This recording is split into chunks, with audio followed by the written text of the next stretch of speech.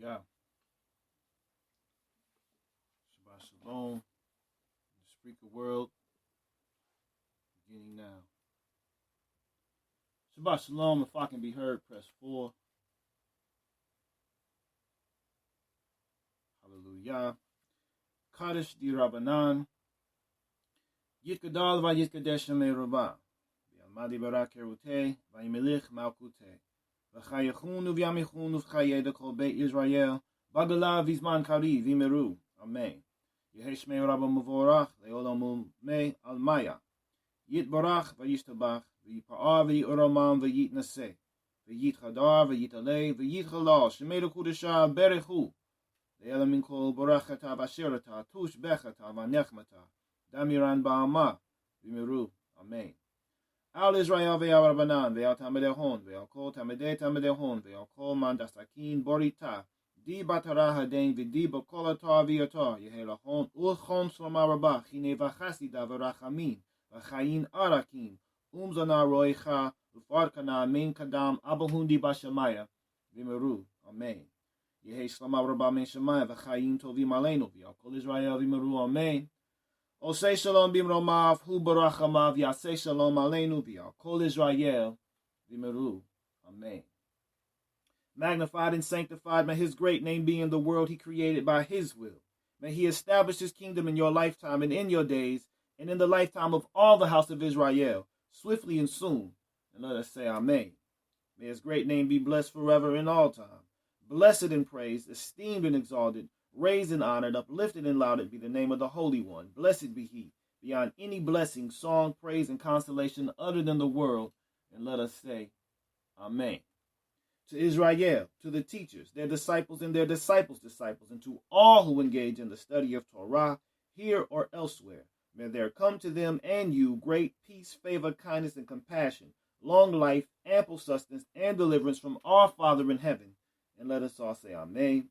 May there be great peace from heaven and good life for us in all the house of Israel. And let us say, Amen. May he who makes peace in his high places, and his compassion, make peace for us in all the house of Israel. And let us say, Amen. Le Zachanim, Yemot, Morim, Achim, Achiot, Yeladim. Greet you all in the ancient words of peace on this Sabbath day. Saying Shabbat Shalom Aleichem. I pray that this finds each and every one of you all in good spirits and in good health with sound mind. I want to always acknowledge the Morim who have spoken before us. Moreh M70, who we have just heard, for the splinter in your mind. Very, very insightful, very powerful, very pertinent reflection as relates to making sure that we are truly holding one another accountable to the standards of Torah without partiality, in love with one another.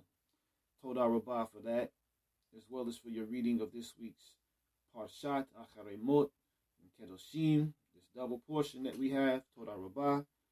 Also to Moreh Shebaniah for your reading of this week's Haftorah from Hanabi Amos, the prophet Amos. Todah Rabbah for your reading as well. I guess we'll just get right into it. There's so much that we could have really focused on within this double portion. I mean, there is an array of material that can be addressed. But one thing, excuse me, in my reading of this particular portion, this double portion, that pretty much was an underlying theme was a matter of blood. And so what I want to present today is my offering is the blood matters. Okay, and you can look at it in two ways. You can look at it in the terms of these are matters related to blood. Okay, we're going to look at how blood has many material, what's the word I'm looking for? Material applications and many material interpolations and just all kinds of ways that blood has a significance in our life. Okay, and on that note, also we're going to see that the blood does in fact matter. It is a heavy matter, as a matter of fact. And if you see the double entendre that I'm using with that, just type in a 1 in understanding that, this is a twofold reality that we're dealing with, and that the blood matters, okay? So yes, the blood does matter, but there are also blood matters that we're going to be addressing and dealing with this particular matter. So just getting right to it, I want to present to you all my first offering. This comes to us from Jewish Virtual Library. It is entitled Blood. So when you access this article, Bavakashah, please give me a 4. An acknowledgement of your receipt. And I want to welcome all who recently entered into Hebrew Vision on this Shabbat day. Shabbat Shalom to you and yours. And again, this is the week of Parashat Acharei Mot Chadoshim. As Moreim 70 also stated, this is also the 25th day of the Omer. All right, so we are, as he said, halfway through the counting to Shavuot. All right, but we're dealing with the blood matters right now. So here we go. Let's see. Pop up. Let me get this off. In the scriptures, there is an absolute prohibition on the consumption of blood. The blood of an animal must be drained before the flesh may be eaten.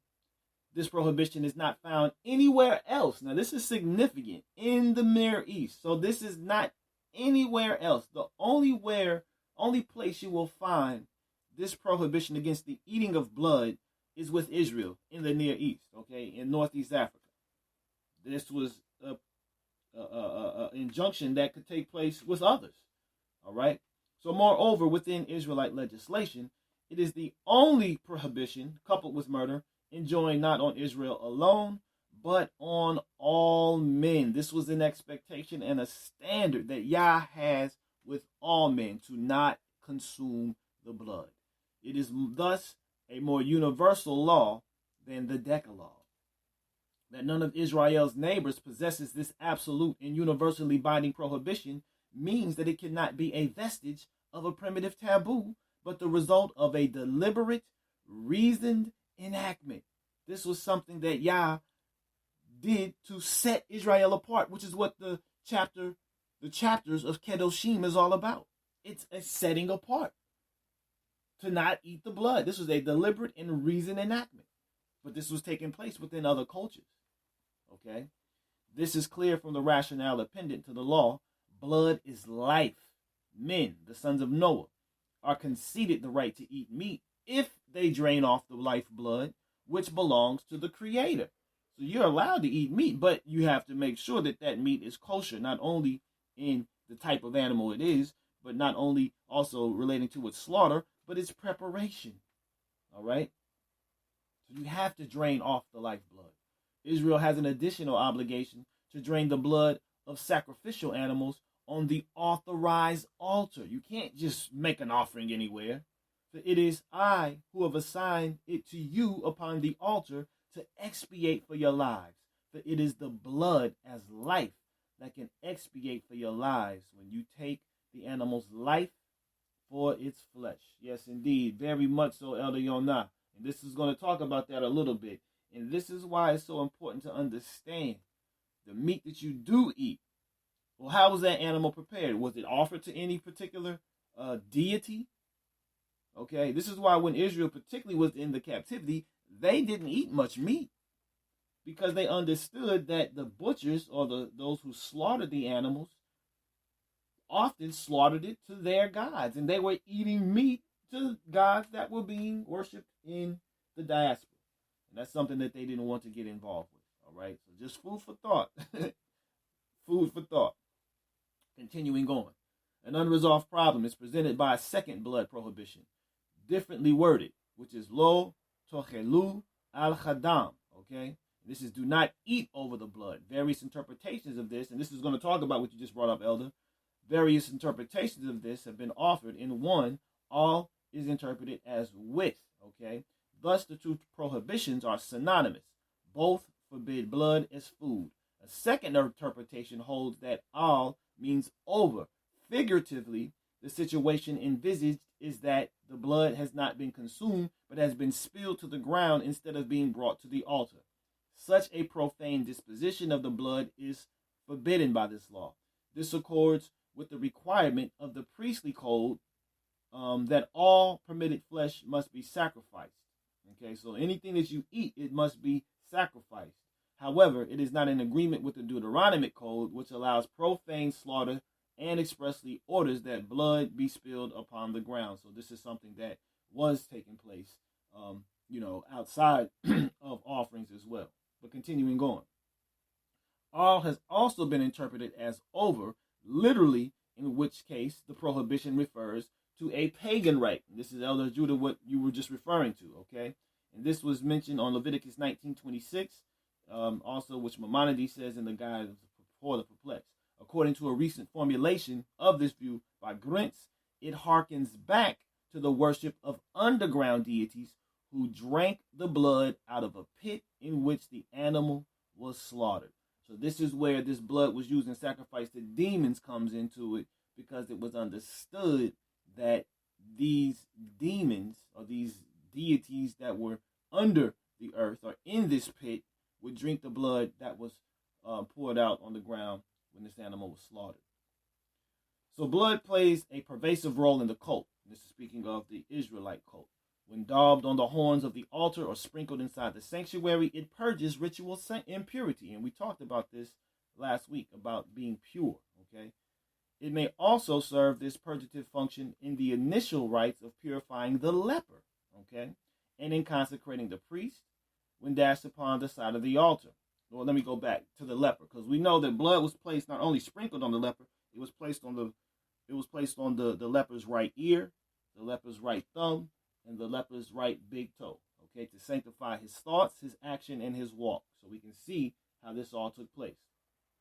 So when dashed upon the side of the altar, as in the case of animals sacrificed for food, its purpose is to expiate sin. So this is what that Kippur process is for, which is spoken of this week in chapter 16 and also chapter 17. It also operates as an apotropaic, which is to ward off evil and future harm, ergo by smearing the paschal blood on doorposts and lintels. So blood can also ward off evil energy, as we saw that the destroyer, or Abaddon, was going into the homes of those during the Exodus days that did not have the blood over the doorposts and the lintels. So this usage may also underline the rites of covenanting and circumcising the Israelites. Okay, so we know that covenants are issued and ratified with blood. And of course, circumcision is a covenant in the flesh that also takes place with blood. In halakha, the prohibition of blood enjoined in the scriptures is defined by the Talmud as referring to the blood of cattle, beasts, and fowl, and prescribes the punishment of karet for the consumption of the minimum amount of the volume of an olive. So if you consume just the size of an olive amount of blood, then this is where you become guilty of consuming the blood. Exactly, Moreh M70. Blood can also cover sin and hide it, and we'll get to that very shortly. And that's what the Kippuret, or the Kippur, Yom Kippur, atonement, is all about. We shall see that very shortly. Continuing on, the blood for which one is so liable is the blood with which the soul emerges, i.e. the life blood, but not the blood which oozes out subsequently, or blood in the meat. So that is saying that if there's blood in the meat, which the salt is supposed to draw out, like when you're cooking it, if there's blood in the meat that way, they say that is permissible. I'm not particularly a fan of that matter at all. And I'm more of the mind, again, that the blood must be completely purged out of that flesh in order to consume it. That's just where I stand on that. But blood of all other creatures, fish, locusts, and human blood, is permitted according to the rabbinical interpretations of biblical law, although according to one source, Human blood is equally forbidden by the scriptures. All authorities agree, however, that it is forbidden by rabbinic law. Okay, so that's pretty much the standard. The Talmud uses the peculiar phrase bipeds, and although all the halakhic authorities regard this phrase as a synonym for humans, Block, in answer to the blood accusation whose fomenters quoted this passage in support of the allegation, put forward the intriguing suggestion that it actually refers to simians, which are related to apes and monkeys. Okay, although the content which enumerates blood of bipeds, the blood found in eggs, the blood of locusts, and a fish would appear to lend some support to this view, it must be regarded as belonging to the realm of apologetics. Nevertheless, the repugnance felt by Jews for blood caused an extension of the prohibition, even of permitted blood, because of appearances. If it were collected in a vessel, thus it is permitted to swallow the blood from one's bleeding teeth and suck one's bleeding finger. But should a piece of bread, for instance, be stained by blood, it must be discarded. Similarly, the blood of fish collected in a vessel is forbidden. The prohibition of blood is confined to its consumption. It is, however, permitted for other uses, and the Mishnah states that sacrificial blood which flowed into the brook of the Kidron was collected and sold to gardeners as fertilizers. For the most extensive prohibition of blood, the need for its removal from meat before it is fit for Jewish consumption, you can see the Torah HaKashrut, or the dietary laws. Menstrual blood, all right. The biological reality that women regularly menstruate is central to biblical and rabbinic constructions of the female. Prohibitions against male contact with menstrual blood, deeply rooted in the cultures of the ancient Near East, appear in Leviticus 11 through 15, where the nida, the menstruating or postpartum woman, is listed among a number of threats to male ritual purity. Now, keep in mind, this is in contradistinction to more Western mythology, and even some African mythology, where that woman's lifeblood through her menstrual period was actually considered a drink of the gods. They called it ambrosia. All right. You all can also see where the origin of the Easter egg decoration comes from, by dipping the eggs in the menstrual blood of virgins. So these are all things that are related to blood that we see are perverted and corrupted and wicked outside of the construct of Torah culture. All right. If you all can still hear me and everything, please give me a 3. Let me know that I'm still being heard clear. Hallelujah. Okay. Good. Excuse me. So Leviticus 18:29 specifies sexual contact with a nida as among those sinful acts punished severely by karet, or extirpation from the community, which is cutting off. In Leviticus 18:9 and 20:18, such contact is part of a list of prohibited sexual unions that has nothing to do with ritual purity. Even when the purity system lapsed after the destruction of the Second Temple in 70 CE, the prohibition of union with the menstruant endured. Menstrual blood, an indication of the failure of fertility in women's natural cycle of fruitfulness, is strongly linked with death in rabbinic Judaism. In a religious system which likened ritual impurity to a state of spiritual extinction, periodic female flows of blood were repugnant to men, both as a potential source of ritual pollution and as a reminder of women's supposed responsibility for human mortality. Several Aggadic passages suggest that women menstruate as a punishment or atonement for the spilling of blood in perpetuity of Adam, who is designated the blood of the Holy One, blessed be he, or the blood of the world. Very interesting ancient perspectives that were held by our forefathers and ancestors. So, not to say that that is the case today, but those were more ancient thoughts that were pertinent to our ancestral consciousness at that particular time. Want to keep it moving and present this next article. The first article was just to provide more of a basis and a foundation to understand blood matters. All right. The next article we're dealing with comes to us from Chabad. This is called The Colors of Blood. This is based on a teaching of the Lubavitcher Rebbe. It's a very interesting article, to say the least. When you access it, do give me a 4. And the symbolism, the the correlations and the parallels we're going to see in this article are truly profound. I hope you all enjoyed this article as much as I did. It's not too long either, so let's go ahead and get into it. So within every man, a great river flows. Within every man, a great river flows. More than a river, a great river system with dozens of major arteries, hundreds of tributaries, thousands of rivulets, and tens of billions of minute channels. 1,400 times every day, this great river system, laid end to end, it would extend some 60,000 miles. Your vascular system would extend 60,000 miles if laid out. Carries its life-sustaining fluid to every cell of the human body, supplying it with oxygen and nourishment, carrying off waste, and combating adversarial cells that seek to harm it. This is why blood is so significant, people. Blood supplies your body and every cell in your body with necessary oxygen and nourishment. Not only that, but it carries off waste, and it also combats adversarial cells that seeks to harm it. That is profound. Man is a metaphor.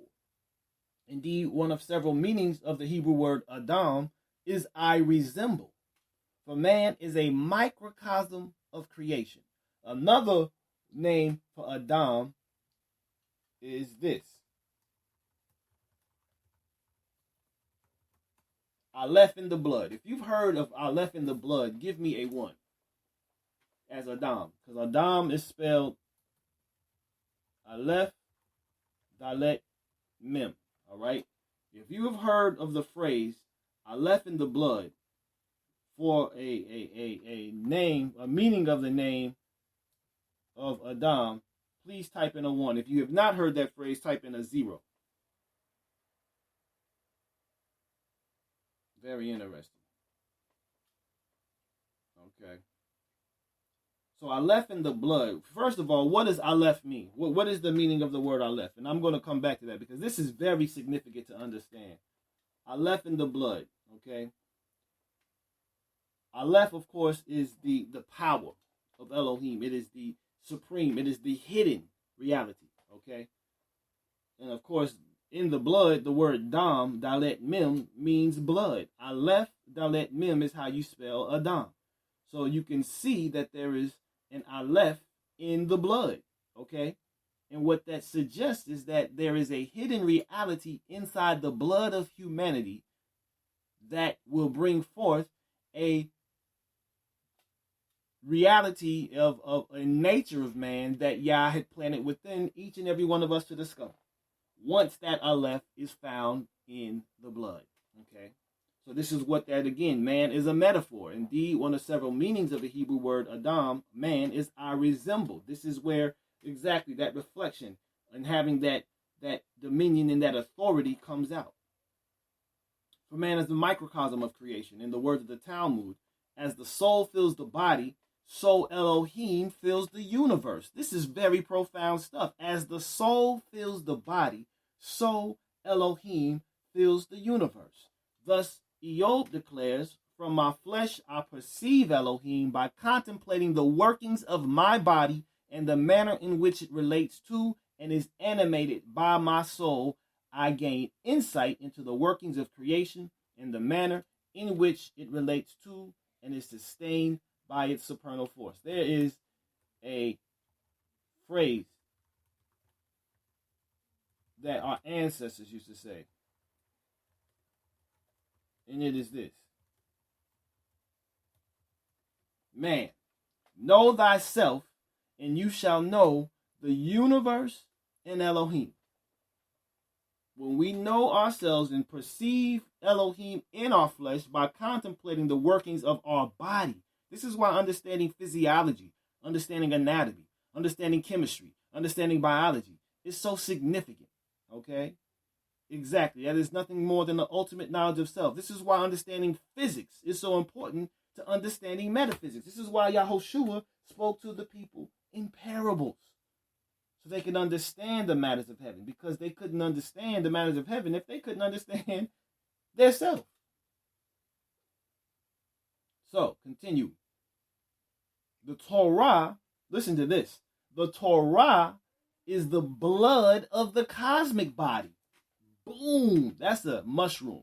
The Torah is the blood of the cosmic body. Torah is the flow of divine influence, the flow, the instruction, the pointing, right? The flow of divine influence that extends to every cell of creation, imbuing it with the breath of life, nourishing and developing it, and combating the negative forces that threaten to corrupt it. This is a whole new way to think of Torah. Torah is your spiritual blood, right? This is why Yahushua said, this is the blood of the covenant. Because the blood of the covenant, and he also said, my words are spirit and life, right? So when we understand these principles, then we can start to see and understand on a much deeper sense the application of this to our life. The red priority. The two primary active ingredients of human blood are the erythrocytes, or red blood cells, and the leukocytes, or white blood cells. The red blood cells carry oxygen to the body cells. The white blood cells combat infection and resist the invasion of bacteria and other foreign bodies. All right, so we're going here to some physiology. Here we go. The Torah also has its red blood cells and white blood cells, its nutritive and combative elements. By instructing and enlightening our lives, the Torah sustains and matures our spiritual essence. It sustains and matures. It develops our spiritual essence, developing in us and in the environment we inhabit and interact with the potential for goodness and perfection that Elohim imparted to his creation. That is what Yah created all of creation for, was to bring it to goodness and to perfection, to maturity. All right. The Torah also combats evil with a series of prohibitions and sanctions against practices that compromise the spiritual integrity of the body universe. All right. But the greater emphasis is on the positive nurturing role. We want to focus on the positive nurturing role, but not be ignorant to the defensive, combative role that it also plays. But we want to focus on its nurturing role. The Torah's ways are pleasant in all its paths of peace. This is Proverbs 3:17. Combating evil is still an unfortunate necessity until the day that the spirit of impurity shall cease from the earth, but it is not what the Torah is about. The gist of the Torah's role is to imbue our lives with spiritual sustenance. This priority is also reflected in the human metaphor of the cosmic bloodstream. The 25 trillion red blood cells in the human body outnumber its white blood cells by a ratio of 700 to 1. Very deep. So again, the focus is on the nourishment, the development, and the maturing of the spiritual essence of our life, which is what Torah is about. Trading places. In discussing the flow of divine influence into our world, Kabbalistic teaching speaks of a phenomenon it calls the reversal of mediums, which is achlifu dochtehu. Okay? For example, at times it is deemed necessary for benevolence to come in a vessel of severity and severity in a vessel of benevolence. The best way to understand this principle is to examine how this applies on the human level to our relationships with others. So this is going back to what Moraim 70 was just talking about in terms of being not holding grudges, but reproving one another. All right. So this love at times requires severity. We'll get to that. So love is the drive to give and come close to another. An overdose of love, however, may distance rather than bring close, and harm rather than assist. If a father were to hug his child with the full intensity of his love for him, he would cause him grievous hurt. Indiscriminate charity may foster dependence and low self-esteem on the part of the recipient to his or her own detriment. Thus, love must often be packaged in a vessel of severity and restraint. The same applies in the reverse. When it is necessary to discipline and restrain, one must channel severity via a vessel of benevolence. Justice that is not administered with compassion may cause the very opposite of what it comes to achieve. Breaking the transgressor, it comes to rehabilitate, and destroying the society, it comes to preserve. And we'll get to that, the destruction of the society, very, very, very shortly. as relates to matters of blood again. The same applies on the physical level to the benevolent and severe cells in our bloodstream. The red blood cells have an extremely complex structure designed to regulate the quantity and manner of its nourishment of the body cells. Otherwise, they would oxidize rather than oxygenate them. Okay? In other words, the vessels that carries this giving influence must be designed to regulate and withhold, lest the benevolence it dispenses causes the very opposite of what is meant to achieve. And this is where blood diseases come from and disorders. Okay? With your blood oxygenates as opposed to oxidizes, that's going to cause a lot of problems. All right? So the reverse is true of the combative white blood cells. Their severity is tempered and contained by a vessel of benevolence, lest they destroy good cells along with the bad and poison the body with their toxicity. And this is where the autoimmune diseases come from, when your white cells attack everything, right? As opposed to just attacking the negative, the autoimmune diseases has it where the white blood cells attack pretty much everything, okay? So, therein lies the deeper significance of the colors of the various blood cells. The nourishing cells are colored red, the color associated in Kabbalah with the divine attribute of judgment and severity, or Gevurah, reflecting the fact that their benevolent function must be colored by restraint. On the other hand, the combative cells are colored white, the supernal hue of Chesed, the divine attribute of benevolence and love, indicating that this potent force must be administered via a gentling vessel. Thus it is with Torah, the lifeblood of the universe. Torah brings the divine into our lives, yet it imparts as ideas, experiences, and deeds that are incorporable into our human finite selves. Were it not for this packaging, our humanity and individuality would be utterly nullified before the all-transcending, all-pervading divine essence invested in the Torah. But in the form of Torah's red blood cells, we can ingest and internalize the divine nourishment, fusing the cosmic body to its supernal soul. In its combative role, Torah is utterly intolerant of evil, but it is tolerant of human frailty, repelling corruption without destroying the corrupted. It implements its exacting standards of virtue and truth in the form of white blood cells via a vessel of benevolence and compassion. Selah. This was a very profound article to me, especially when it compares Torah to blood. Because without blood, you have no life. Well, the same relates to Torah. If you don't have Torah, you are not truly alive. This is what we need to take away and understand this. Understand also the nutritive, the nourishing capacity of Torah, but also its competitive capacity in our life. Very, very profound article that I wanted to share with that. Now, excuse me, I wanted to keep it moving and deal with this matter as relates to the importance of blood, because there are many who deny what is called blood atonement, which is expressly stated in this week's Parshat. Okay, some state that, especially now that the temple is not standing, that there is no way to go about having a blood atonement. But and we'll get to that as well much later. But I want to deal with this as a transition to understanding what we need to protect ourselves from, how we need to use Torah combatively in order to preserve our life. Okay, and this is just an introduction, and then we're going to get into some articles after this that are going to really show the need to preserve our blood and protect our life. Okay, so when you access this article from Hebrew for Christians, please give me a 4. The name of the article is called Rabbis Who Deny Blood Atonement. This is disputing, or what's the word? A remonstrative response to the anti-missionaries by John J. Parsons.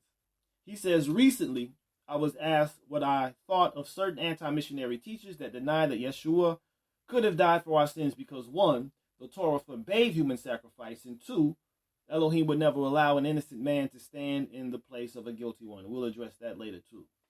In response, let me first state that when such people refer to the Torah in this matter, they are actually referring to the subset of the Torah called Sefer HaBerit, which is the the Book of the Covenant, that define the various ethical, social, and ritual obligations given in the Sinai Covenant.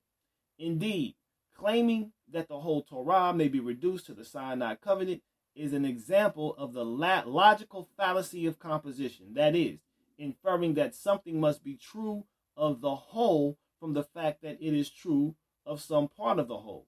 We must remember that the Torah is something more than the code of laws and ritual obligations expressed in the terms of the Sinai Covenant, since the Hebrew word Torah is a general term meaning direction, teaching, or the will of Elohim. Indeed, the whole Torah of Moses contains far more than the covenant at Sinai, as important as that part still is. I want to know if others have received this article, please give me a 4, because I only see that 2 have received it. So if you received the article, Bavakashah, do acknowledge your receipt of it so that we can actually, keep this moving here. Bavakashah. All right. Toda Rabbah, Toda Rabbah. All right. Continuing on.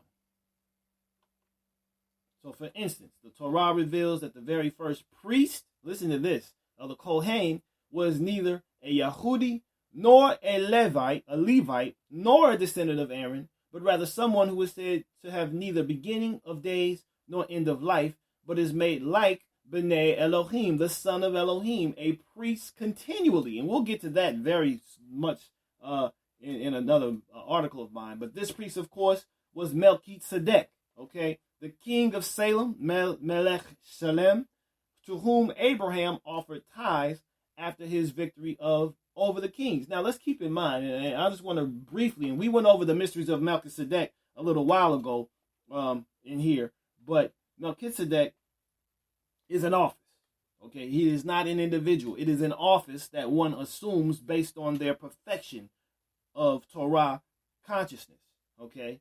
And as a result of that, they entered into an office of Melchizedek, which was actually the first order of the priesthood, because the priesthood was actually, before the Levitical order came about, given to the firstborn. Okay, so that firstborn was initiated into the rights of Melchizedek, or the king of righteousness, in order to carry out the priestly duties, not only for the family and the community, but also for the entire nation. And so this is something that we have to really understand as relates to understanding the order, and how sometimes things are much deeper than what has been instituted at a particular time for a particular concession. The Levitical order was a concessionary institution. All right. If you understand what I'm saying by that, please type in a 7. If you understand that the Levitical order was a concessionary institution as opposed to the intended institution, please type in a 7. It's very important to understand this, because the true order of priesthood that Yah has established is a national reality, and that is one based on the order of Melchizedek. It is not a bloodline, a particular priesthood. It is a entire, exactly, Moraim 70, nation of priests. And that's what the order of Melchizedek is about. It creates a national reality of priests. Very significant to understand. All right? Continuing with the article. The author of the book of Hebrews makes the point that the priesthood of Melchizedek is greater than the Levitical priesthood and is therefore superior to the rites and services of the tabernacle. And when you read the book of Hebrews and you have that in mind, it makes so much more sense, okay? But if you don't understand that and you read the book of Hebrews, well, you're going to take it completely out of context. Continuing. It was to Melchizedek that Abram, and by extension the Levitical system instituted by his descendant Moses, gave tithes and homage. And rightly so, since Yeshua is the great high priest of the better covenant based on better promises. Indeed, Yeshua is himself the promised seed of Abraham, who saves the world from the kelalah, of the curse caused by Adam's transgression. It is profoundly prophetic how Abraham was met by the coming one as the priest of the Most High Elohim in the city of Sion, and how he gave him the tokens of bread and wine, the very commemorative emblems Yeshua gave to his disciples as a witness of his mediation for their sins. All right, so, you can see when Melchizedek brings out the bread and wine to Abram, he's giving him the messianic reality. All right? He's giving him the bread, the body, and the wine, which are the teachings, the covenant, the Torah. He's showing him the manifestation and the revelation of Mashiach. Very heavy, Moreh. Very much so.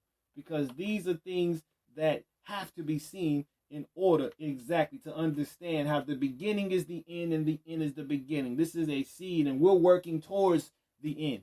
It's already done. Yah has laid it out. We're encountering it as it is unfolding. Continuing on. So, it is also highly prophetic that Abraham himself was commanded by Yah to offer human sacrifice when he bound his only begotten son Yitzhak upon the altar at Moriah. Many midrashim, listen to this, they state that Yitzhak actually was killed and came back to life.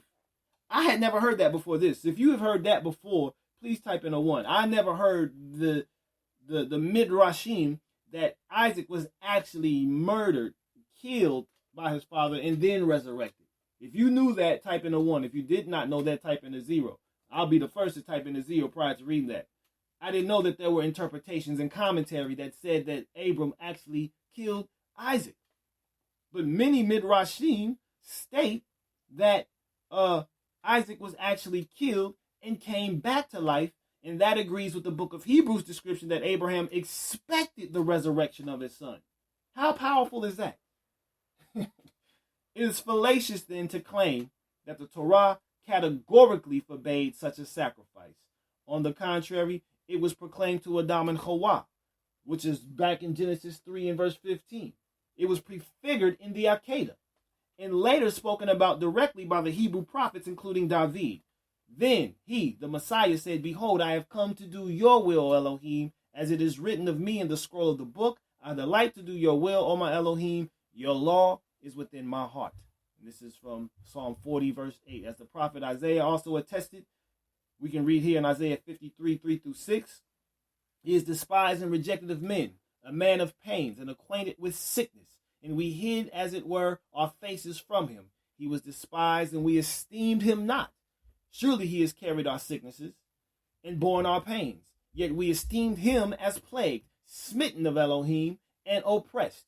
But he was pierced for our transgressions. He was crushed for our iniquities. The discipline for our peace was upon him, and in his blows we are healed. All we like sheep have gone astray. We have turned everyone to his own way, but Yah has attacked in him the iniquity of us all. Yah has attacked in him the iniquity of us all through the substitutionary sacrifice of the righteous, suffering servant Yeshua. We are both forgiven and made free from the power of sin and death. Because of him, we are no longer lepers or outcasts from the community of Elohim, but are made clean through his loving touch. And we remember, leprosy was the result of being a transgressor of Torah. Okay, so when we were in transgression and impure and unclean, right, Yah cleansed us and purified us and forgave us through the offering of Yahushua. Bidato Yatzdik Zadik Avdi La Rabim Viavonotam Hu Yisbol. So by his knowledge shall the righteous one, my servant, make many righteous, and he shall bear their iniquities. The priesthood of Yeshua is said to be after the order of Melchizedek, based on a direct oath from Elohim that predates the operation of the Levitical priesthood. This is not unlike the king-priest office that Moses held when he commanded the sacrifice of the Passover lambs during the Exodus. The Korban Pesach, or the sacrifice of Passover, was not originally instituted through the Levitical priesthood, but rather predated the giving of the law to the priest. Very powerful understanding again to have. It is no coincidence that Yeshua explicitly referred to his pre-Levitical priesthood event to speak of his role as Se Elohim, or the Lamb of Elohim, who takes away the sins of the world. Indeed, the Levitical priesthood made nothing perfect, and therefore a new priesthood, or rather a renewed priesthood, was required to finally reconcile us back to Elohim. But when there is a change in the priesthood, there is necessarily a change in the law as well. The word translated change here comes from the Greek verb from meta, or meta and after, or it's meta tithemi. I can't read the Greek, which would be better translated as transpose. The idea is the priesthood reverted back to the original priesthood of Sion and therefore required a corresponding transfer of authority to the original kingship as well. Yeshua is our great Kohen Gadol high priest after the order of Melchizedek, just as he is our king and the final authority of Torah.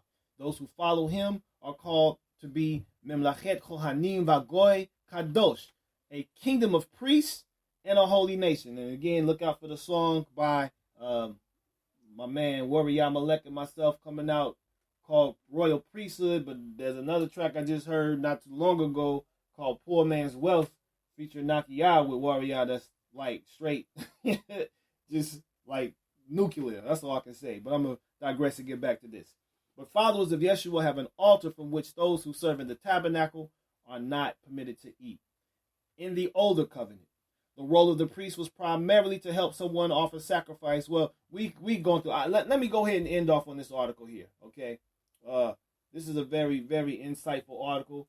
I hope that you got the meat of it that I was really wanting to bring out, and how Yeshua and the blood offering is actually, there's precedence in Scripture, all right?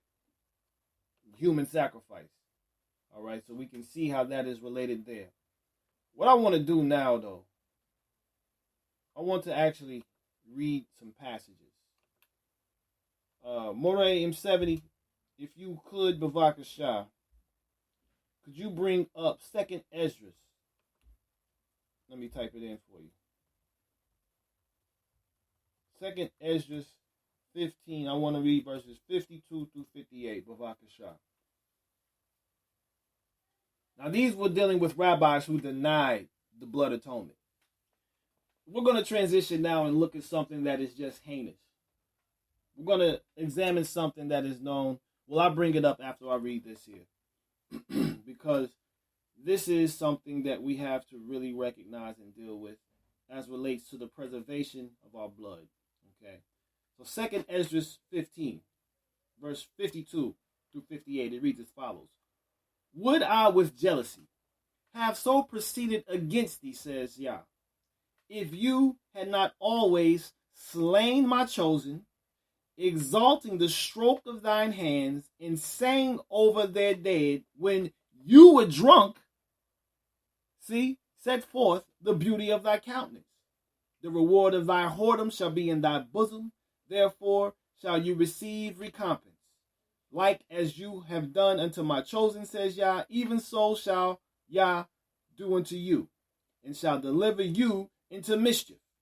Your children shall die of hunger, and you shall fall through the sword. Your city shall be broken down, and all yours shall perish with the sword in the field. They that be in the mountains shall die of hunger, and eat their own flesh, and drink their own blood, for very hunger of bread and thirst of water. Now, this is in light of what I want to present now with this here. Just to kind of put this in your pocket. It's not an article, but I want to give you all this graph. It is a live graph, as a matter of fact. KilledByPolice.net, and I believe we presented it here before. But to date, in the year 2017, in the United States alone, there have been 400 souls who have had their blood shed by police. In this month alone, in May alone, there have been 10. We're May 6th. 11. 1, 2, 3, 4, 5, 6, 7, 8, 9, 10, 11. All right. There are 11 that were murdered so far in May. April, there were 84. In March, there were 85. In February, there were 113 murdered. 29 days. 113 murdered. And in January, there was 107. So this is a lot of blood that's being shed by the law, okay? By the law. And what I was going to bring up was this term that we've covered in here before. This is a matter of what is called democide. This is government-sanctioned extermination of a people, all right? And this is what we're dealing with. So go ahead and keep that in your pocket. You can check it out and look at it and refer back to it as often as you like. This next article is actually a book excerpt. You're going to have to kind of scroll up a little bit. But it is the conclusion of a book called Killing of African Americans by Racist Cops.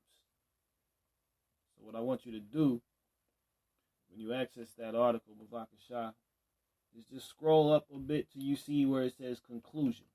Okay, when you get to that part, it says conclusion. Give me a 41 in acknowledgement of your receipt of it, and then also the fact that you're at the part where it says conclusion. We're going to read this conclusion, and then I have a few more articles that I want to present as well.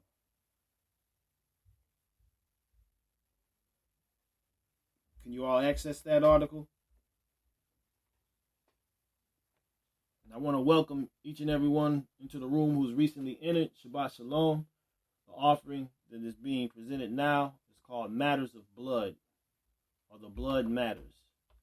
So I hope that you all are following along and enjoying the offering and being edified and filled by it. Is everyone able to access that article?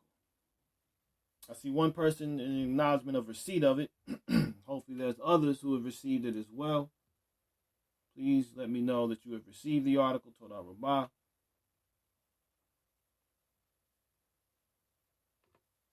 All right. Let me post this. This is the article we're actually reading from right now. This is actually a book from Google.com, Google Books. This is the conclusion of this book. Okay, I just posted it in there, Yuma Shoshana. Hopefully you received it. I'll post it again. This is it here. Nothing showing up. Is anyone not receiving this article?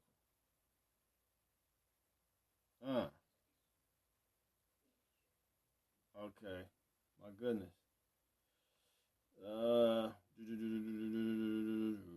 Let me see. How could I share this?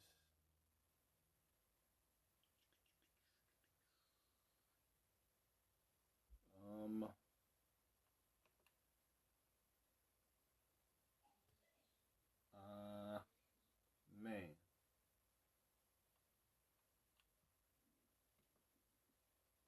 Can't get it. Dang it.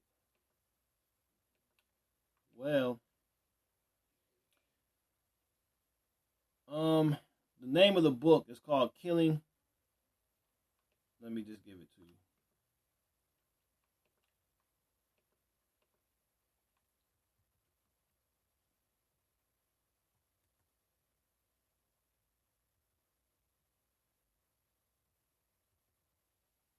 Let me see. This is the name of the book. Killing of African Americans by Racist Cops by John Ossoll.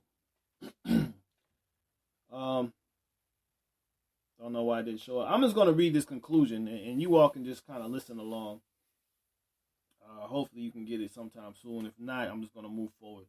But it says, education extends from the cradle to the grave. And this is very important as relates to us interacting in this fallen world. We need to be educated according to Torah.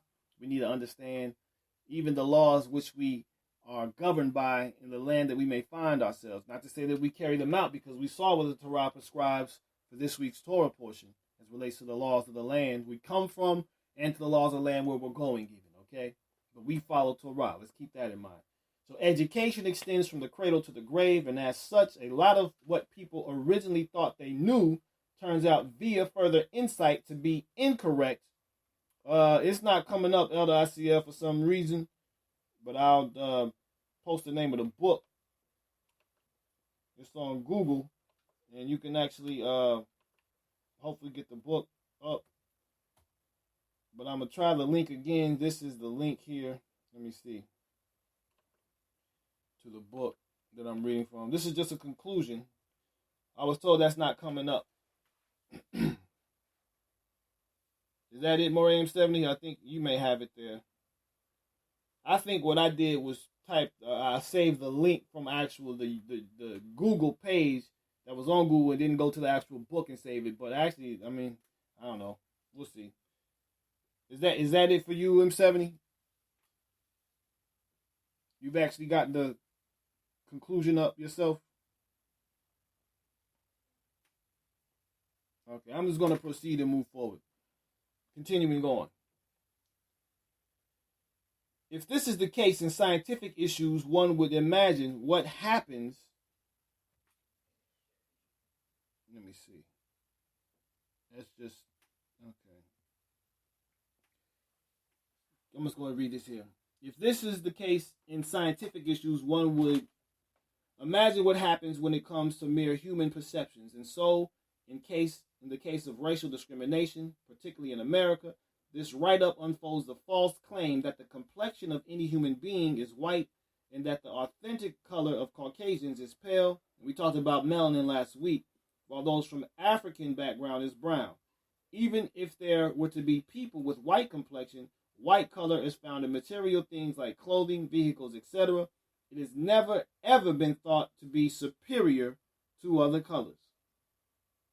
No one has ever been, for example, charged extra amounts exclusively on the basis of color of any item bought, but rather on its quality. As Martin Luther King Jr. rightly points out, it is not the color of the skin, but the content of one's character that matters, and as such ought to be valued. On the other hand, experience affirms the dictum that empty vessels make the loudest noise, implying that those who allege that they are superior based on the color of their skin are those offering nothing to the society other than perambulating themselves on the street falsely claiming that they are whites. This false notion has done untold damage to this country, and this is what I'm talking about when you're not balancing that severity and that benevolence when it's out of order. This is what takes place.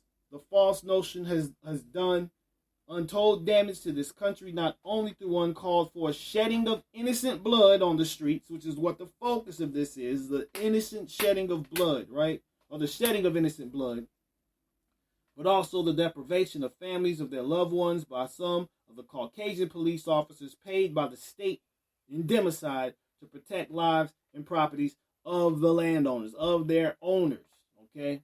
Investigations reveal that racism is now as bad as it was before the commencement of the civil rights movement, except that it is much more veiled and sophisticated than what was the case in the past. And as such, everyone, particularly public figures or aspirants to public offices in the land, affirm of its being very much around the nook and cranny of the country, expressing his frustrations toward his Republican Party, on which he was the only African American among contenders to the presidency. Ben Carson, during an interview with Trush, published on Yahoo Internet on February 24th, 2016, said when asked the last time he personally experienced racism, "You don't have to go too far." Quote, "I think the way I am treated by the left is racism. Yeah, because they are saying because you're black, you have to think a certain way. And if you don't think that way, you are Uncle Tom. You are worthy of every horrible epithet they can come up with, whereas if I weren't black, I would just be a Republican," end quote. So through racism, although racism has permeated every fiber of Caucasian American neighborhoods, this book still opines that a good training of police officers can pave a way towards making the Caucasians in general and their police officers as a whole less opinionated regarding their racist tendencies. Testifying to the racist attitude of Caucasian judges, Jeff Guo, in an article published on February 24th, 2016, points out that in a laboratory test, researchers have shown that white trial judges, like most white Americans, hold implicit biases against black people and can only overcome those prejudices with conscious effort. Very interesting conclusion as relates to this matter here. We're going to keep it moving, though.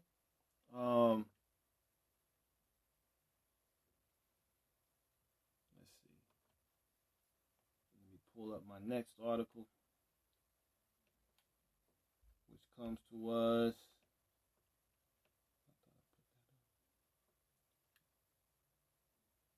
from this website entitled Love Not the Blood Campaign. It's pulling up. Give me one moment. And I find this article here to be very significant as relates to our interactions with these bloodthirsty police. So when you access this article, Bavakasha, give me a 4. The name of the article is entitled Know Your Rights. Know Your Rights. 10 Rules for Dealing with Police. When you access this article, Bavakasha, give me a 4. And we can move forward with this article. Know your rights. Beware. Do not consent to any kind of search at any time. I'm not going to go to the video. I want to go to the actual article. So 10 rules for dealing with police. 1, always be calm and cool. And let me back up and digress and preface this. I mean, if you've had an encounter with a police officer in any way, shape, form, or fashion, be it good or bad, type in a 3. Let me know, because we need to understand that the game and the rules are changing dramatically. Okay? Exactly. Especially for those who are in the gut of Babylon. All right? We need to understand how to interact with these people. That means you got a lot, huh? I understand. So, rules for dealing with police. 1, always be calm and cool. Don't give the police any reason to act aggressively. They do have a very dangerous job, and if they feel threatened, they are more likely to act aggressively. So always be calm and cool. 2, you always have the right to remain silent. The best way to assert this right, especially if the police insist on questioning you, is by asserting your 6th Amendment right to legal counsel and keep your mouth shut until your lawyer advises you otherwise. 3, you have the right to refuse searches. Assert this right by calmly and politely telling the police officer, I do not consent to searches. 4, don't get tricked. Yes, the police can legally lie to you and trick you into waiving your civil rights. Don't be deceived. This is what Yahushua told his people prior to him saying what would take place when everything would fall apart. Don't be deceived. 5, determine if you are free to go. Ask the officer, are you detaining me or am I free to go? Simple. 6, don't expose yourself. Don't do anything that might appear suspicious in public. 7, don't run. Running from the police is never a good idea. 8, never touch a cop. The simplest touch of a police officer can be considered assault. Don't do it. 9, report misconduct. Be a good witness. Listen to the spiritual realities of this. Elder RCL says, never leave home and drive without your white mask. Right. And 10, you don't have to let them in. You don't have to let the police in your home unless they have a search warrant or there is an emergency which requires immediate action on their part. If you allow them to enter, anything they might find that could incriminate you can be used against you because you unwittingly waived your 4th Amendment rights. All right. What black people need to know when dealing with the police. 1, while the black community needs special advice for dealing with the police, black Americans need special rules for dealing with the police because for centuries, not decades, decades and centuries here, they have received separate and unequal treatment at the hands of the law enforcement. And we told you why, because they started off as plantation patrollers. Black people and people of color have consistently been treated worse and subjected to a double standard when it comes to law enforcement and the criminal justice system in general. In no state or jurisdiction anywhere in America can we expect consistent, true, fair, and equal treatment from the police. Racial profiling and discrimination is a reality, and black people's legal and human rights in far too many instances are not given the same respect as whites or others. 2. Try to avoid encounters with the police. A. Avoid negative encounters. My first advice to our community is to conduct yourself in a way at all times to avoid negative encounters with the police and law enforcement. Keep the Torah, all right? Keep the Torah, and this will alleviate that. The less contact with the police, the less likely a negative occurrence will occur. Avoid circumstance or actions in your activities, vehicles, or home that could bring you into an encounter with the police. Shun any circumstance or a situation that could give the police a reason to detain, search, or question you. The black community is under consistent racial profiling and targeting by law enforcement, and we must not give them the advantage against us. B. Domestic dispute in black men. If you see a domestic dispute developing between you and your partner, it is best to abandon the scene early on before emotions cause either party to put hands on each other or one's property. Don't wait until the physical altercation develops and the cops show up, because 90% of the time, regardless of the origin of the dispute, the black man is going to jail. So be wise. 3. Anything you say or do can and will be used against you.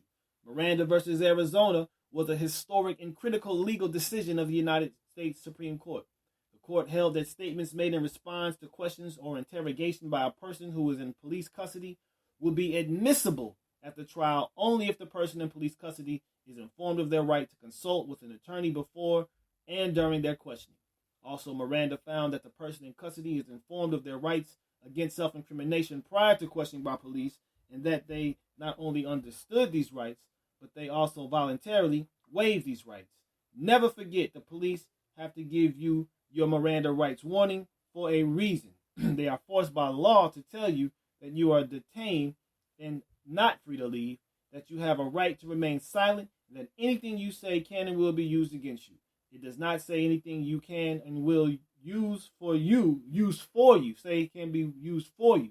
All scenarios with the police that are presented here requires you to optimize your chances of success in your police encounter by remembering the simple axiom, loose lips sink ships. 4. How should I conduct myself when stopped by the police? A. Be alert, yet relaxed, and try not to move too much. Use limited movements, body language, and be in control of your emotions. B.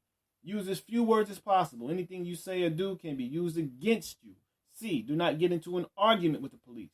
Be professional and courteous, and expect the same in return. The less you say, the better. D. Keep your hands where the police can see them.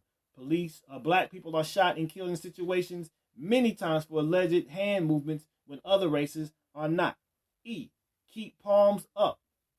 Black males must keep their pants belted up and pulled up, because many young black men are being shot by the police while they were trying to pull their pants up, and the cops lied and claimed the young men were allegedly reaching for weapons. F. Do not run from the police, especially at night, and don't do things that make you want to run. Black people are shot in the back all the time for running from police. 5. If I'm stopped by the police, do I have to talk? No. You don't have to talk to the police. Only in limited circumstances do you have to talk to the police, such as a rule of thumb. If questioned, try not to talk too much. If you have a conversation with the police, A. Stay calm, be professional. Give respect and courtesy and demand the same in return. B. Right to remain silent. If you choose to not answer any questions, you do not have to. It is not a crime to refuse to answer questions, and it is your constitutional right not to talk and seek legal counsel. C. You do not have to explain where you are going and where you're coming from. D. Do not be intimidated in giving up your constitutional rights. Do not compromise principles and give up your legal rights just because you are under some sort of stress, anxiety, pressure of duress. Standing up for your Fourth Amendment rights and other constitutional rights will always be your best bet. E. If you're driving a car, you must show your driver's license and registration. If you are not the driver and are a passenger, you do not have to show ID. F. Showing identification. You don't have to show the police identification just because they ask you. Simply don't respond to the request. However, if you are detained based on a reasonable suspicion or arrested, you may have to give your name and prove who you are in order to be released. G. Ask if you are free to leave. If the officer says yes, then politely walk away. If you are being detained or arrested, you have a right to ask and know why. 6. Am I being detained by the police? A, stop and frisk, which is now going to be a huge push that the national reality of police is about to undertake, because this is going to be a new precedent nationally. Not just New York, but all over. Well, unfortunately, Sandra Bland wasn't too cooperative, and not to say that it would justify what took place to her, but if you watch the video, she was very belligerent. She was very just kind of just rude, for the sake of terms. But that still doesn't justify the action that took place against her at all. But if you watch the video, she was very, very rude. None of this she took to heart. She was just kind of brash and rash with the police.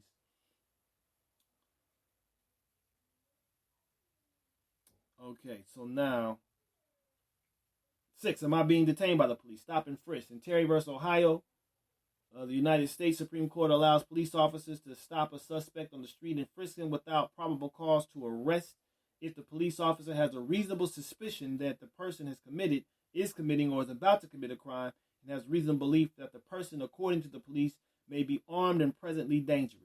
Police may conduct a quick surface search on the suspect's outer clothing for weapons if they have reasonable suspicion that the suspect stopped is armed. This reasonable suspicion must be based on specific and articulable facts, and not merely an officer's hunch or subjective opinion. The police must have specific fact and information that a crime has been, is, or might be committed, and that the officer has a reasonable suspicion that the person stopped is involved or will be in the crime. Stopping any black person after a crime is not acceptable, and yet is often done by police in the black community. This permitted police action has subsequently been referred to in short as Terry stop or stop and frisk, or simply a Terry frisk. The Terry stop was later extended to temporary detention of persons in vehicles, known as traffic stops. Police officers nationwide have abused Terry versus Ohio in order to commit racial profiling and racial targeting by randomly detaining and stopping and frisking black males. This is here to help you resist them and tell them no. Even if searched for a weapon under a legitimate stop, it is illegal for the police to search further or for them to go inside your pockets. They are allowed to pat down for an obvious weapon for their own safety during a brief legal detainment, and that's it. They can search no further. Amount of time in detention: the police can only detain you for a reasonable time to ascertain whether or not you are involved in criminal activity. After that, they must release you, or your detention turns into an arrest. A reasonable time in usually 10 minutes to 15 minutes for lawful detention. 7. Do I have to consent to a search of myself or my belongings? A. Never voluntarily consent to any kind of search. B. Ask if you are under arrest or being detained or legally detained. If you are, you have a right to know why. Police may pat down your clothing during a detention if they have reasonable suspicion that a weapon may exist. Police may pat down your clothing if they suspect a concealed weapon. D. You should refuse to consent to any type of search, including a Terry search. If you do consent, that is evidence that will not be in your favor when you later are challenged the search as being illegal on the Fourth Amendment violation and seizure of grounds. And 5. 5 rules for recording police by Steve Silverman of Flex Your Right. Rule 1, know the law. You always have the right to openly record police in public. 2, know your technology. Use Bambuster live streaming video recording app. There's others you can use like Periscope, Facebook Live, of course. You have Camfee Live. There's other live feeds you can also get as well. 3, be careful when responding to what cops say. 4, don't point your camera like a gun. And 5, be prepared to be arrested, because the Bill of Rights is not for wimps. All right. And I really found this article very important, because a lot of times we may not know how to actually encounter or deal with these pigs, And so when we get into situations, it is best to have a firm understanding of how to deal with the swine.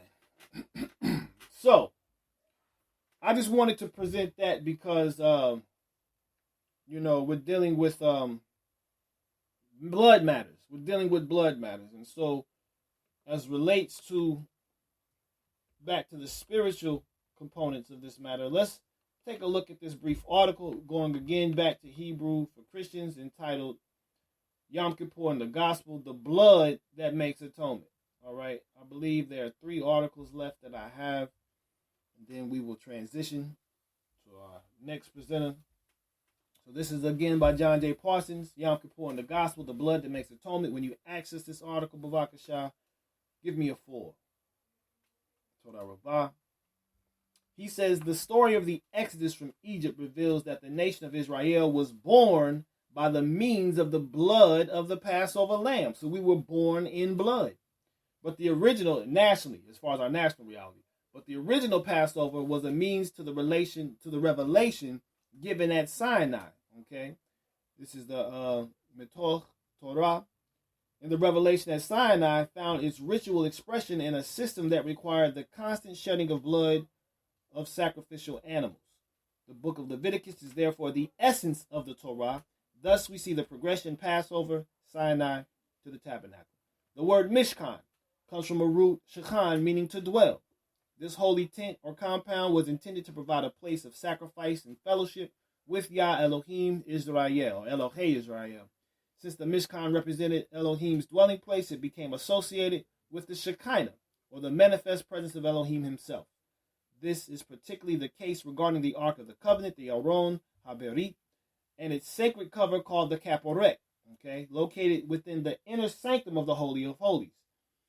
This is where the term mercy seat comes from, and that Martin Luther's translation of the Bible into German, where he added the meaning of Kaporet by translating it as a location or seat of mercy. So upon the Kaporet were 2 sets of cherubim, or a set of 2 cherubim, or angel-like figures with open wings and baby faces. It was from between these faces that Yah later directly spoke to Moshe. It was here that sprinkled sacrificial blood would appeal to Elohim's forgiveness during the appointed time of Yom Kippur. Thus, we have the following progression: Passover to Sinai to the tabernacle to the Holy Ark. The Holy Ark symbolized the antithesis of the profane. It was completely set apart. It was situated in a veiled-off sacred space where Elohim himself would manifest in the form of the Shekinah that dwelt between the cherubim over the Kaporet of the Ark.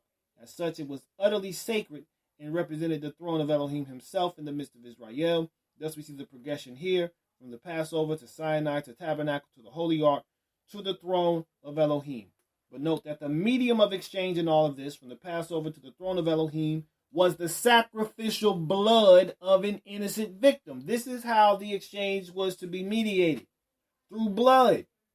And this is why blood matters, The blood is the means of at-one-ment or reunion with Elohim. It's what reconciles us to Elohim. And we'll talk about why. As the Torah plainly states, for the life of the flesh is in the blood, and I have given it to you for the altar to atone for your souls, for it is the blood that makes atonement by the life. This is the Korban principle, life for life. This is what the principle is all about. To draw near, you have to offer up a life. And that function as the underlying principle of the Torah sacrificial system. Indeed, over 40% of the Torah's commandments, 246 of the 613, concern details of this system. Huge. The book of Leviticus is the essence of the Torah. And the essence of the book of Leviticus is the revelation that sacrificial blood makes atonement. That's it. Blood makes atonement, period. The Levitical system was based on a daily calendar with regular sacrifices and rituals by means of which a Yehudi could experience a relationship with Elohim.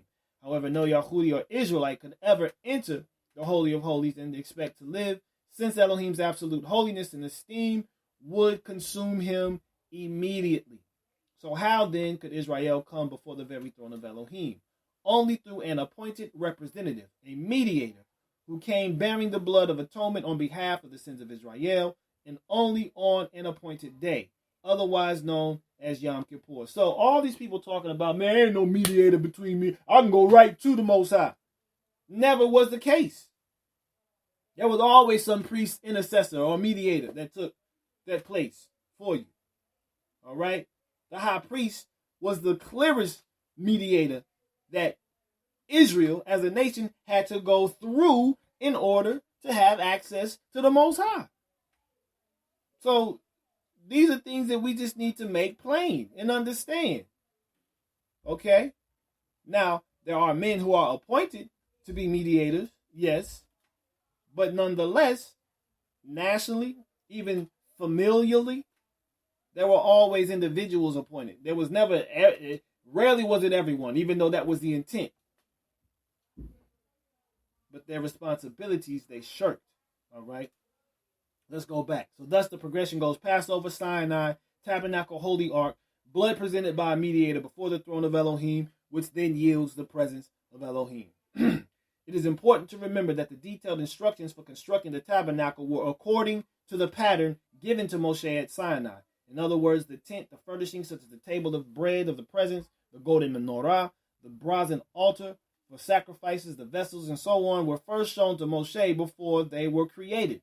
They were copies or shadows that were intended to prefigure the eternal reality of the heavenly tabernacle itself. The entire sacrificial system was metaphorical, just like the human is a metaphor. Man is a metaphor. The sacrificial system also is a metaphor. If you will, it pointed to a deeper reality that transcended the earthly sphere. Even the yearly Yom Kippur ritual was never intended to remain in perpetuity, but pointed to something more profound, namely the greater avodah, or the service of Yeshua, the Kohen Gadol of the new covenant. Indeed, if the older covenant had been sufficient to provide a permanent solution to the problem of our sin, there never would have been a need for a new covenant to supersede it. Note, the original Passover sacrifice was not given to the Levitical priesthood as a sin offering, since it preceded Sinai and the giving of the various laws concerning the sacrificial rites. In the same way, Yeshua's sacrifice was directed from heaven itself by means of the prophetic office of Melchizedek, a higher order of priesthood. Yeshua both offered himself up as the Lamb of Elohim that causes the wrath of Elohim to eternally pass over those who personally trust in him, just as he offered himself as the goat or Lamb of Elohim, whose blood sprinkled in the Holy of Holies to cleanse us from sin and give us everlasting atonement. Understood in this way, we see the progression: the Lamb of Elohim, heavenly tabernacle, the blood presented by a mediator before the throne, the presence of Elohim. Yeshua is the Aleph and the Tav, the first and the last of the love of Elohim. I'm going to end on that article there and present my last two offerings to you, really focusing on the last article, but I want to kind of lead up to that with another understanding of the significance and the power and the fact that blood truly matters. So when you access my second to last article from Kahila News entitled "The Power of the Blood," please give me a 4. This is by David Silver. This is from Kahila News, Israel. The power of the blood. Hallelujah. He quotes Leviticus 17:11. The life of the flesh is in the blood. I want to focus on the antidote, the remedy to Satan's power. The blood of Yeshua, the Lamb of Elohim. That is all you need to know. We talked about how it carries away the waste. It protects the body from invasions. What blood does, the white cells, right? The red cells, they nourish and sustain and develop the body. Well, this is what Yeshua's blood does spiritually to us as well. It is the antidote and the remedy. It is the transfusing remedy to the power of Satan. I was inspired to write this after an incident or an accident. My 93-year-old uncle had a fall at his apartment, and as a result, he seriously cut his head open. He called me for help, and when I arrived, it looked like a murder scene. There was blood everywhere. My uncle was covered in blood. The floor was covered in blood. The chair he was sitting in was soaked in blood. My son and I drove him to the emergency room at Carmel Hospital, where they stitched up the wound, cleaned him up, and checked him for any internal injuries. A few hours later, we took him back home, and I set to cleaning up the pools of my uncle's bright red blood. After a few hours' sleep, my uncle was good as new. Well, as good as a 93-year-old could be. Now back to the blood. I don't know how much blood my uncle lost, but it was significant. Actually, I have never seen so much blood in real life. A few hours later, as I was thinking about all that blood, I sensed the Holy Spirit speaking to me about the holiness of the blood to Yah. If the life of the flesh is in the blood and Yah is giver of life, then there must be a spiritual connection between Elohim and blood. In Genesis, when Cain murders his brother Habel, the Father in heaven declares to Cain, "The blood of your brother cries out to me from the ground." I thought again about my uncle's blood that had been spilled all around, that it was very holy to Elohim. When someone dies in Israel from a car accident or terror attack, there is a special Orthodox Jewish organization that quickly arrives on the scene to painstakingly collect all of the blood and human remains, after which they respectfully bury it. Now to the point I want to make. If the blood of human beings is that holy to the Father, how much more is holy to him the blood of his only begotten Son, Yeshua? Think about that. If our blood is that precious to him, how much more is the blood of our Redeemer, Yahushua, to the Most High? I was not sure whether to put a question or to make an exclamation mark after that last statement. Most pictures of Yeshua on a cross are clinically clean, no blood visible. However, the movie The Passion of Mashiach is a far more realistic representation of the whipping, beating, and the martyrdom, the crucifixion of the Most High, not the Most High, of our Master. His body and face are torn apart and extremely bloody. Not a pretty sight, to be sure. But without those pools of Yeshua's blood, there would be no new covenant, and we would all still be unsaved sinners with no hope of salvation and eternal life in the kingdom of Elohim. Elohim forgive us if we haven't taken the sacrifice of your Son seriously enough. And forgive us, Father, if we still give our own lives and reputation priority over sharing the good news with the people we come into contact with.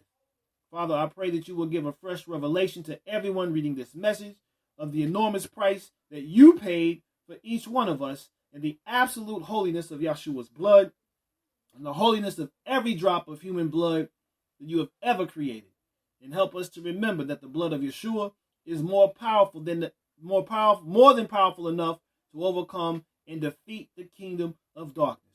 Father, fill us afresh with your set-apart spirit and empower us to be your servants and your witnesses to a lost and dying world. The power of the blood is the fact that there is atonement in the blood. And this last article that I want to present to you all is a Hebrew Vision News exclusive.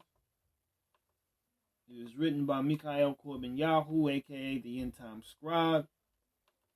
It is entitled, Atonement is in the Blood.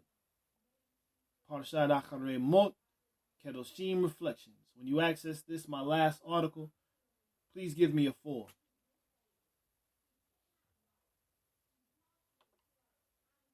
I'm not certain who he is. It's a messianic Jewish website, though, Moreh Shebanaya. A very interesting article. I haven't checked the whole site out. They do have a newsletter that comes out monthly as well. Interesting ministry, but I just saw some importance in that article that I wanted to present to us for the sake of understanding, again, the power of blood and how Yahushua looks, or how Yah looks at the matters as relates to our blood and Yahushua's blood. So when you access this, told everybody, give me a 4. I see that you all have received it. Let's go ahead and open up with a quote from the Jewish Encyclopedia on Atonement, on a section from this article of Atonement called Suffering or Death of the Righteous. Listen to this. It says that the death of the righteous atones is learned from 2 Samuel 21:14, which says that after the burial of Shaul and Jonathan, Elohim was entreated for the land. Right. The last article, that's what I was talking about, Maurice Shebaniah. The Kahila News article was the individual who wrote it. I don't know who he is, but like I said, it's a very interesting article. But again, going back to now what we just read, that the death of the righteous atones is learned from 2 Samuel 21:14, which says that after the burial of Shaul and Jonathan, his son, Elohim was entreated for the land. He heard the prayers of Israel. He removed the famine that was on the land as a result of Israel breaking a covenant with some people that they had made to protect them, because they started killing these people. And they wanted these people, they wanted Saul and Jonathan and 7 others to be murdered as a result of his line being murdered or killed for breaking the covenant they had made with these people. And Yah brought a famine on the land, a drought as a result of that. But when these two were buried, Saul and Jonathan, Yah heard their prayers and he entreated the land and he removed the famine. If you all know what I'm talking about, please give me a 8. If you all are familiar with that story from the book of 2 Samuel. Very powerful story that shows how the death of the righteous can indeed atone and entreat Yah. Hallelujah. He goes on to say, where there are no righteous men in the generation to atone for the people, innocent school children are taken away. This is from the Mishnah, Shabbatot 33b. So also does the suffering of the righteous atone, as in the case of Ezekiel and Job. Rabbi Yehuda HaNasi's suffering saved his contemporaries from calamities. Elohim is the king whose wrath is, in Proverbs 16:14, referred to as messengers of death. And the wise man who makes atonement for it is Moses, who pacifies him by prayer.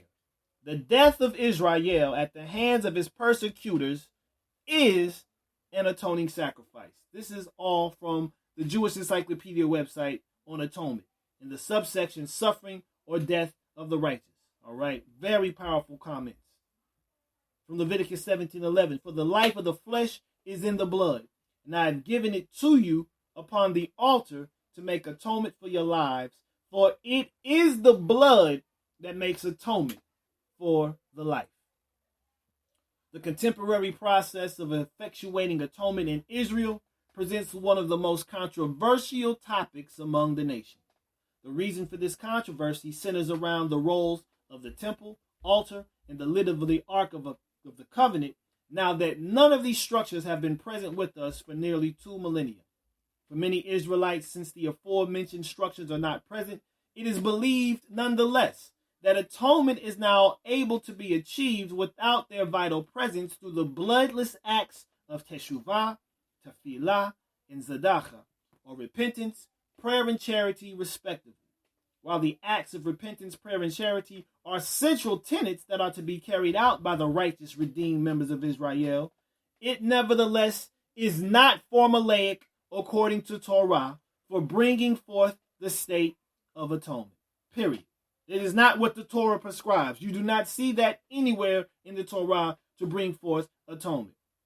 Therefore, in spite of the various passages found in the prophets and writings which list these 3 acts as undertakings to bring forth atonement, it is the absolute authorization of the Torah mentioned in this week's Parshat that definitively lays out the prognosis for this most intensive accomplishment. What this reflection will ultimately seek to convey is that the Torah necessarily requires the shedding of blood for effectual atonement to be wrought for Israel. To be sure, when taking into consideration the Hebrew word for atonement, which is kafar, we find that it has as its definition to cover over, atone for sin and persons by legal rites. Understand that there has to be a legal ritual and rite to take place in order for an individual to be atoned or covered for in regards to their sin. In addition, it also carries with it the idea of to deny the effects of the transgression thus ending its presence or hold via forgiveness. So for atonement to take place, it has to completely deny the effects of the transgression. There can be no trace of it whatsoever after it is done. All right? You end the presence and the power of its hold through forgiving the individual as a result of effectuating atonement.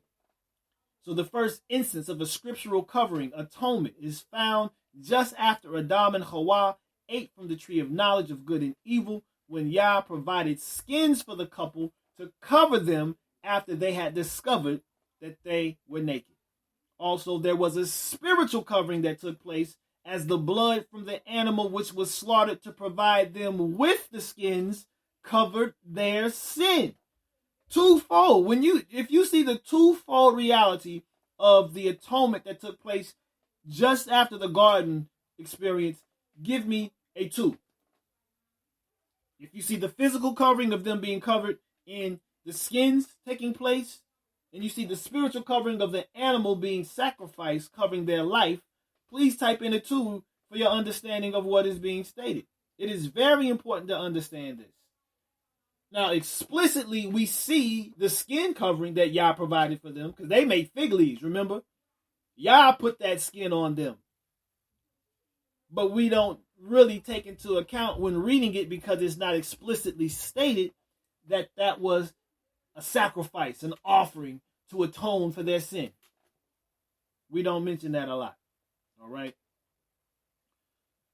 So, we will see through the course of this writing that from this instance, not only did Yah provide humanity with the initial atoning act, but the Most High also provided humanity with the ultimate and final act for atonement as well, some 4,000 years following this first atoning act.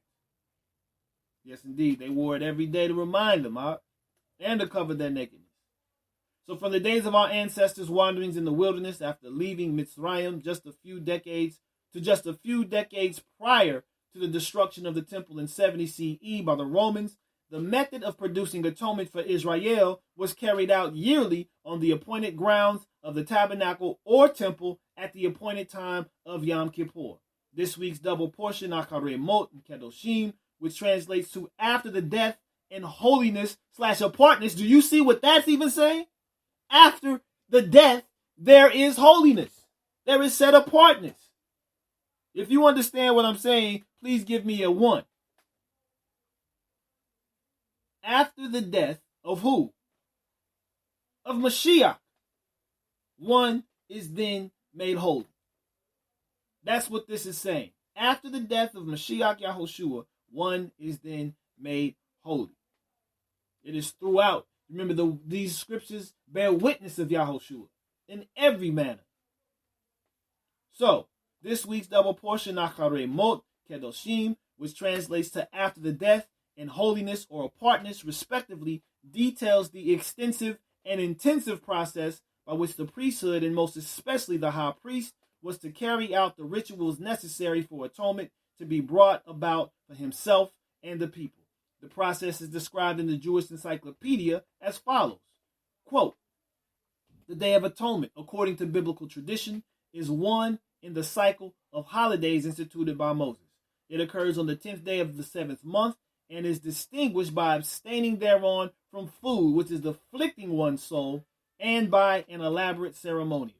The details of the ritual, in accordance with rabbinical interpretation, proceed about as follows. In the early morning, the high priest, in his robes of office, offered the daily morning sacrifice and performed the ordinary morning rite of dressing the lamps, which was accompanied by an offering of incense. Next in order was the festival sacrifice of a bullock and 7 lambs. Then began the peculiar ceremonies of atonement, for which the high priest put on special vestments of linen, with his hands placed on the head of a bullock, contributed from his own means. He made confession of his own sins and those of his nearer household. The 2 goats contributed by the people were placed before him, being designated by lot, the one for a sin offering for Yah, and the other to be sent away into the wilderness for Azazel. Now, time out. Can someone type in the text box how this played out in terms of the execution and the crucifixion of Yahushua.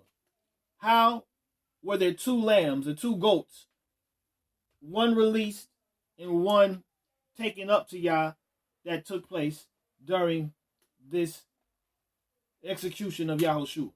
It wasn't the thieves. It wasn't the thieves. There was one that was released, quote unquote, to the wilderness, and there was one that was offered up to Yah. The key word is released. And it wasn't Yehuda. There goes the Chen Yonah, Barabbas or Bar Abba. Okay, he was the murderer. He says that every festival we have the tradition of releasing a criminal. Do you want us to let Yahushua go? Crucify him. So I'm letting Barabbas, this murderer, go. He was killing people in y'all community. This man, y'all ain't found nothing against this man. So Barabbas or Barabbas was the goat for Azazel because he was released to the wilderness. Yep, they said, let Yahushua's blood be on us and our children. And they don't even know what they said when they said that. That's a twofold reality. That is a twofold reality. Because for those of us who it has redeemed and saved, the blood is on us. But for those who is a witness against their shedding of his blood, that's not good. That's not atonement. But that's a very powerful statement that our ancestors made. But yes, indeed, this Azazel in the book of Matthew and in the book of Luke is Barabbas. He was released. Yahushua was for Yah because he was the sin offering. All right, continuing on. So let me stop again. If you all see that, please give me a 3. If you see what I was just pointing out right there at that point, please type in 3 for your understanding to be verified. Because I want us to really capture this stuff and make sense of this and see how this plays out. Okay, these are the little details that we have to pay attention to. Hallelujah. So once more, the high priest made confession over his own bullock for himself and his wider household, his brother priests, okay, after killing the animal and receiving its blood. When you received that blood, it was called Kabbalah. When they gathered that blood, it was called Kabbalah, okay? Into a vessel, he took a censer full of live coals from the altar of burnt offering. Elder Zachin Yonah says, and as of today, those who believe and those who don't, thus the sins are on their sons. My mind, very much so, Elder. Continuing on with the article. So 2 handfuls of fine incense into the sacred recess behind the curtain, the Holy of Holies. There he placed the incense on the coals, the cloud of incense enveloping the so-called mercy seat or the lid of the atonement. And he offered a short prayer. Then he returned for the vessel containing the blood of the bullock and re-entered, sprinkling some of it with his finger 8 times between the stays of the ark. And that is what effectuated the atonement. He then left the sacred compartment to kill the people's goat for mark for Yah. With its blood, he re-entered the Holy of Holies, there to perform the same number of sprinklings in the same place. Now, this is where this completely flips up. This is so powerful. This is recorded in both of the Talmud, okay? So while this ritual took place yearly after its institution in the national life of Israel for roughly a millennia and a half, a most significant event took place the last 40 years of the temple's existence, which greatly distressed and troubled the priesthood. This is where it gets deep, people. According to both the Jerusalem and Babylonian Talmud, 4 peculiar events took place every year surrounding the Yom Kippur service from the year 33 of the current era up until the temple was raised in 70 CE by the 4th beast of Daniel, who was identified as Rome. Jacob Neusner, in his translation of the Jerusalem Talmud, provides this account for the reader of these happenings. Quote, listen to this. 40 years before the destruction of the temple, the western light of the menorah went out, the crimson thread remained crimson, and the lot for Yah always came up in the left hand. they would close the gates of the temple by night and get up in the morning and find them wide open until the temple was destroyed in 70 of the current era. Now, if you've heard of this before, please type in a 1. If you have not heard of these 4 peculiar events taking place, they call them the temple miracles, type in a 0. These are recorded in both the Talmudim, the Babylonian and Jerusalem Talmud. You can click on that 4 peculiar events and see that one, okay, the light of the menorah always went out no matter how much oil they would fill it with. It would go out, signifying something significant had changed. 2, the crimson thread, which would turn white, that they put on the door of the temple, on the handle, it would turn white to demonstrate that they would have atonement effectuated for them. But it never turned white because the process by which they went about acquiring atonement for them never took place again. 3, the lot that they chose for Azazel, beyond any statistical probability, always came up in the left hand. That is an impossibility. It is like a 1 in a trillion chance for this same lot to be drawn every single year. But it happened. Every single year they drew the same lot for Yah and they drew the same lot for Azazel, signifying something that fundamentally had changed. And lastly, the gates of the temple would just fly open, wide open, every night. Not to mention the parting of the partition of the veil. But these here are definitively documented. And you can click on that red that says for peculiar events. You can click on that and you can read that article on your own at another time. But back to the article. For 1,516 years, from the time of the tabernacle to the destruction of the temple, the tabernacle and the temple edifices were the focus of Israelite worship and the methodology by which atonement was experienced. However, as we have just read, something fundamentally system-altering had taken place in order for such foreboding, ominous signs to have presented at the temple precinct prior to its destruction.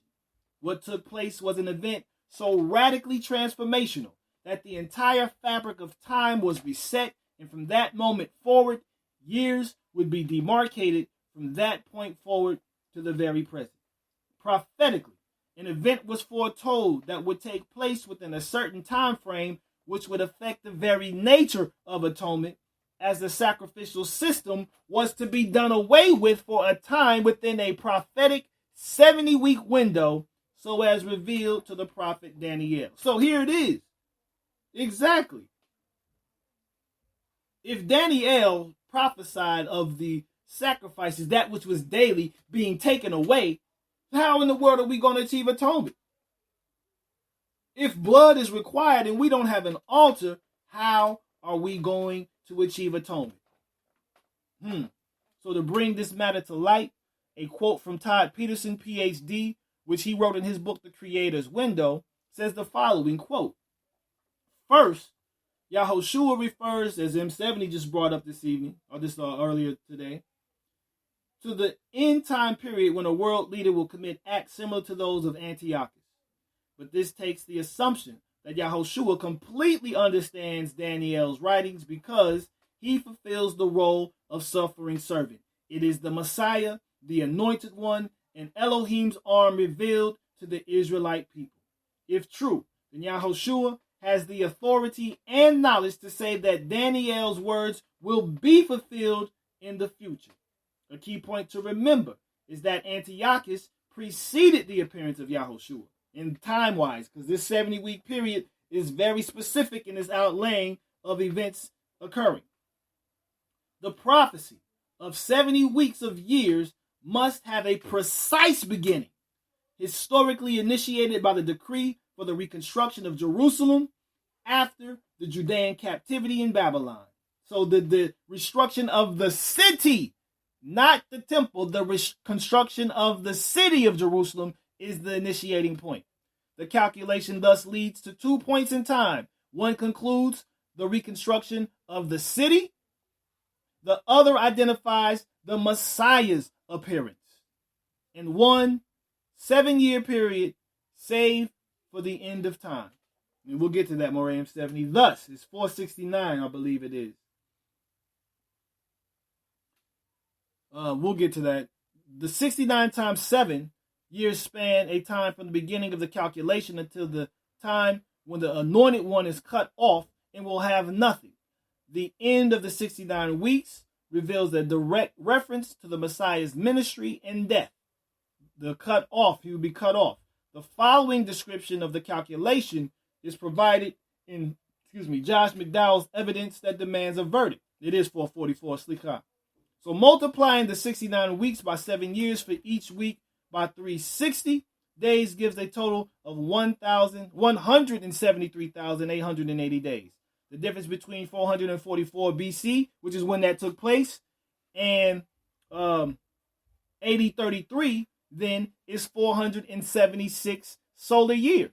By multiplying 476 by 365.24219,879, or by 365 days, 5 hours, 48 minutes, and 45.975 seconds, there are 365 and 1/4 days in a year.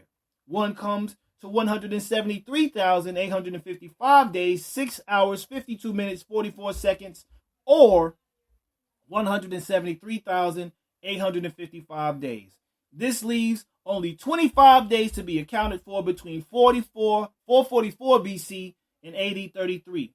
By adding the 25 days to March 5th of 44 BC, one comes to March 30, which was Nisan 10 in 8033.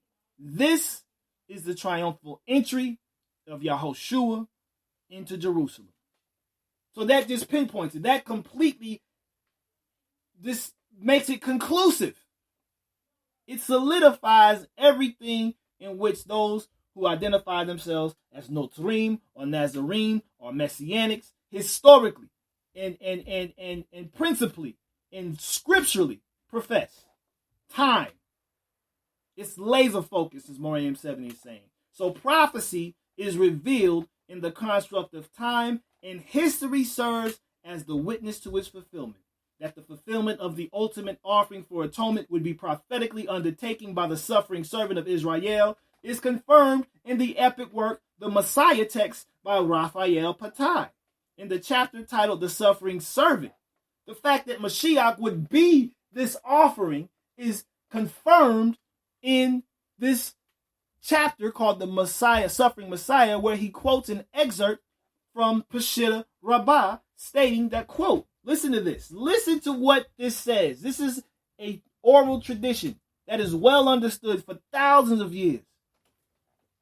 So when he created the Messiah, the Holy One, blessed be he, began to tell him the conditions of his future mission and said to him, those who are hidden with you, your generation, their sins will in the future force you into an iron yoke, and they will render you like unto this calf whose eyes have grown dim, and they will choke your spirit with the yoke, and because of their sins, your tongue will cleave to the roof of your mouth. What does it say that happened to Yahushua's mouth when he was on that state?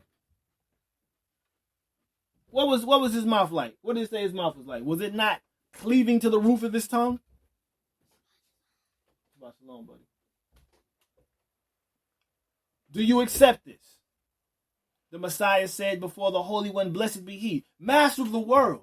Will that suffering last many years? Listen to this response and understand it. The Holy One, blessed be he, said to him, by your life and the life of my head, it is a septenary. Anybody know what a septenary is? There's a key word in that, sept. What does sept suggest? Sept suggests what? Cycles of 7. So it is a cycle of sevens dealing with these 49 weeks, right? Or these 70 weeks, These cycle of sevens, these 10 cycles of sevens, okay? It is a septenary of it that I have decreed upon you. It's within a 70-week period of time. But if your soul is troubled, I shall banish them, speaking of Israel, as from this moment.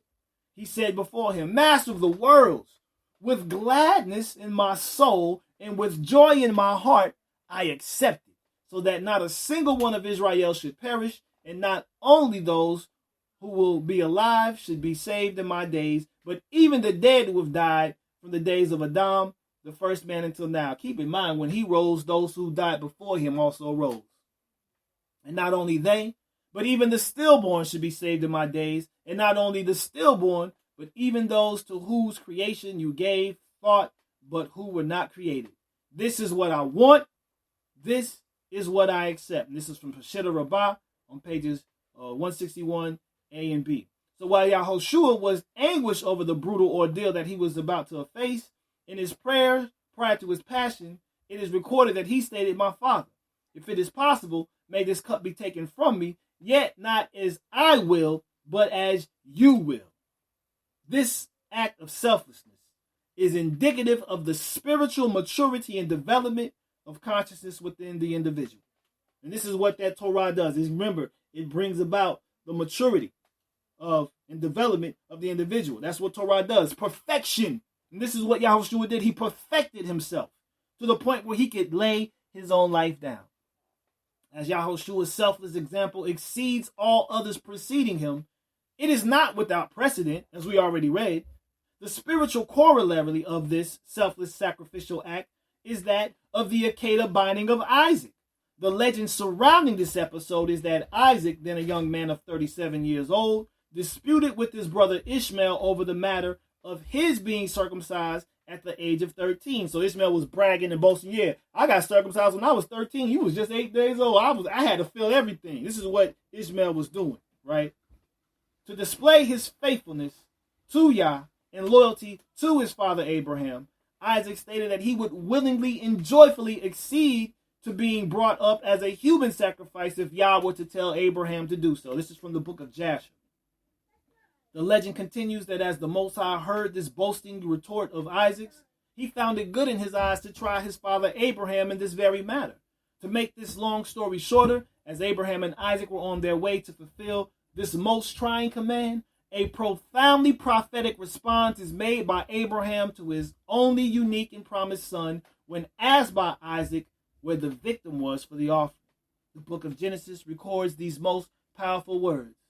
Quote, "Elohim does provide for himself the lamb for a burnt offering, my son." Can you see that play on words? And even how it's written in Hebrew, it completely says how it's laid out.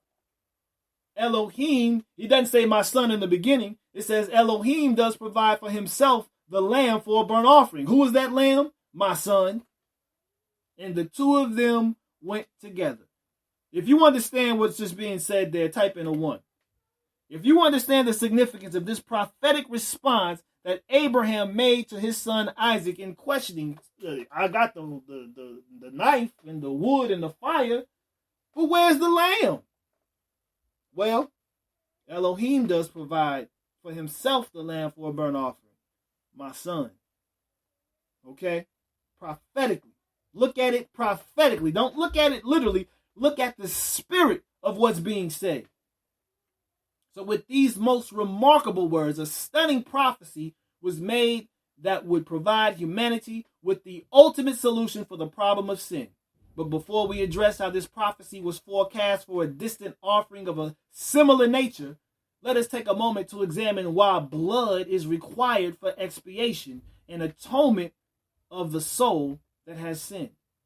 In the book A Living Tree, Elliot Dorff and Arthur Rosette make a most profound observation about Israel's cultic mechanisms to restore the guilty and to provide restitution to injured persons, a true matter of what is known as working out atonement. In the book, they state the following, quote, "Modern law treats crime in a very matter-of-fact way. Breaking a law requires penalties and in some cases, restitution to the aggrieved party. Biblical law recognizes a wholly different element in the transgression of law. Since the law comes from Elohim and is as much a part of nature as physical law, transgression is an affront against Elohim and nature. A taint is produced by sin, a disturbance of the natural order. You have disturbed the natural order of existence. You have broken a pattern of existence through your transgression of Torah. You've created an aberration. You've distorted reality. Okay? So punishment of the wrongdoer or even restitution will not set things right. It's not right. The contamination must be cleansed. The world put back in order. To do that, the Bible prescribes cultic mechanisms, especially, most significantly, sacrifices. Blood is the sign of life in the Bible, probably because it moves more than any other part of the body. Sprinkling blood, therefore, can symbolically bring life back to a part of the world that has been deadened by the transgression. Moreover, the sacrifice is a compensatory balance. Something is given up as an equivalent to the wrong. Through these symbols, the Bible expiates guilt, compensates for the breach of the natural order, reconciles the sinner and society to each other, and restores integrity of the world. End quote. That's from A Living Tree by Dorff and Rosette on pages 78 and 79. If that statement is profound to you, please type in a 9. Because it really can't get any higher than that. This is the profound reality of what this matter is about and why blood has to be atoned. We have to restore so much more than just our relationship with one another. We have to restore nature. We have to restore the order of existence. And blood is the only possible thing that can do that. So, while sacrifice is the mechanism by which atonement is made, it should be understood that innocence and oneness of humanity with one another in nature is the desired will of Yah. He desires us not to make sacrifices, but he desires us to be innocent and at one with one another. Okay, therefore, it must be made known that Psalm 40 offers a most profound insight into this process of atonement, which was to be carried out by the figure of Mashiach, who is the son of Elohim and both the primordial and the second Adam. He is the primordial Adam. He is what Adam was supposed to be. So when you hear the primordial Adam, he is the true embodiment of everything that Adam was supposed to be. The second Adam is the new humanity that comes after entering into the office of Mashiach, according to the order of Melchizedek. Boom. That's how deep this is, all right? So that the crimes of the Israelite nation were to be atoned for by the work of Mashiach, as we have stated before in this article, is a principle that the rabbis have well perceived for over 2,000 plus years. Therefore, it would behoove us to comprehend the words of the psalmist who prophesied of the Father desiring faithful devotion and obedience instead of sacrifice, and thus sent his Son to fulfill a most daunting mission of redeeming Israel from their sinful ways. Quote, slaughtering and meal offering you do not desire. There it is right there. You don't even want these offerings, Abba. But you have opened my ears. I have heard you. I heed your word. Shema. Burnt offering and sin offering you did not ask for. I don't want these things. Then I said, see, I have come. In the scroll of the book, it is prescribed for me to lay down my life in ultimate redemption and atonement for my people. I am delighted to do your pleasure, O my Elohim, and your Torah is within my heart.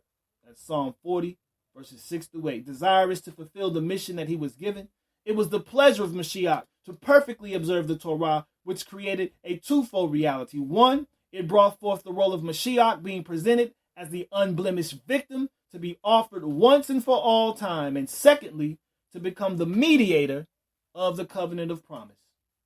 And it is in this capacity as the mediator of the covenant of which Mashiach was instituted as high priest according to the order of Melchizedek that he goes about bringing forth national atonement for Israel unto Yah.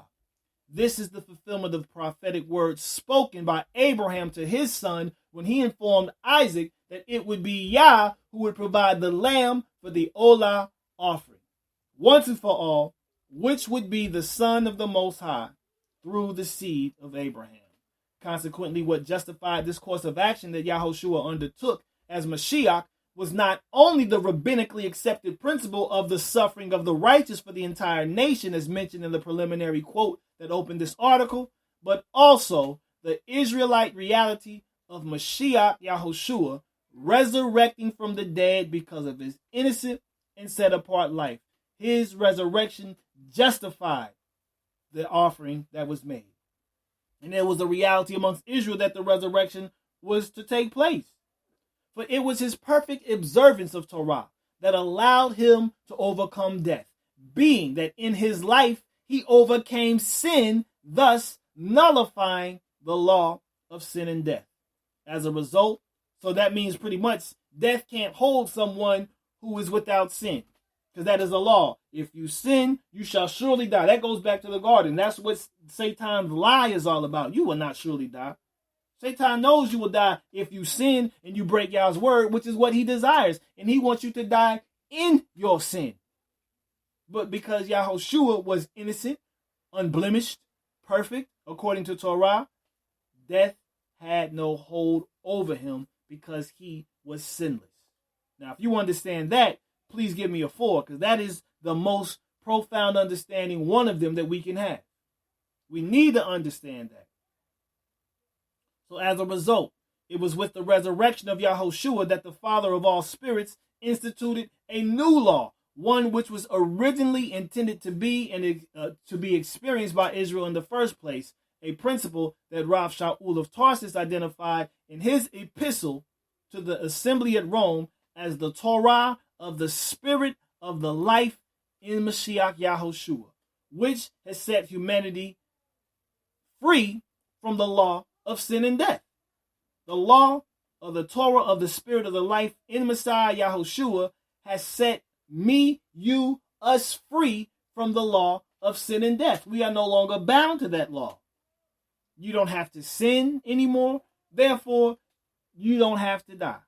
Because Yahushua even said, and even those who die in me are yet alive.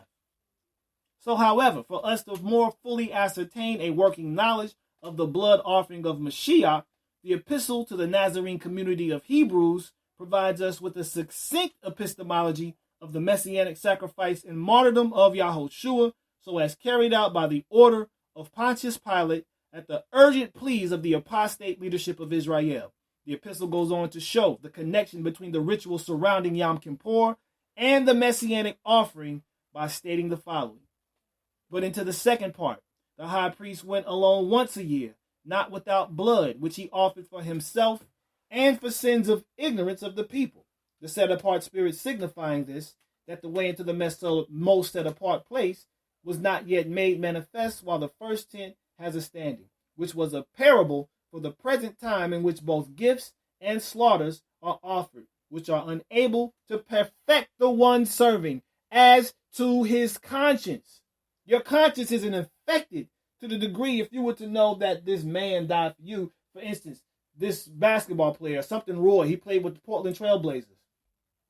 These children are forever going to be connected to this dude because he jumped in front of them, shielded them from bullets, right? And took a gunshot for them.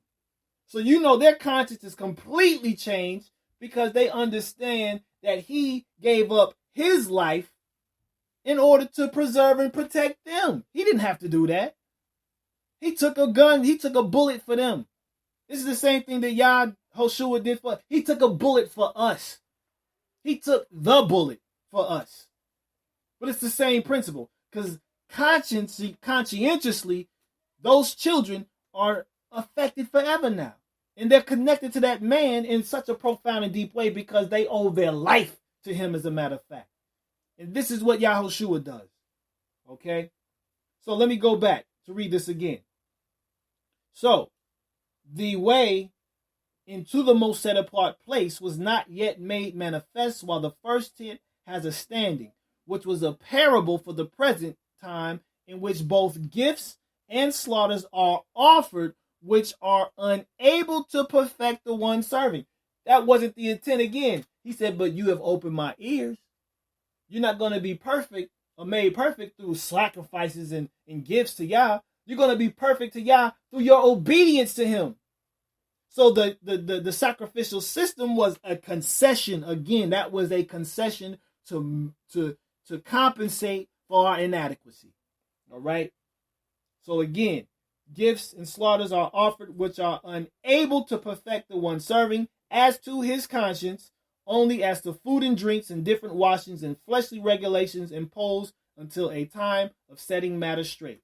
But Mashiach, having become a high priest of the coming good matters, through the greater and more perfect tent, not made with hands, that is, not of this creation, entered into the most set apart place, once for all, not with the blood of goats and calves, but with his own blood. Now, this is where it's going to get real deep, y'all.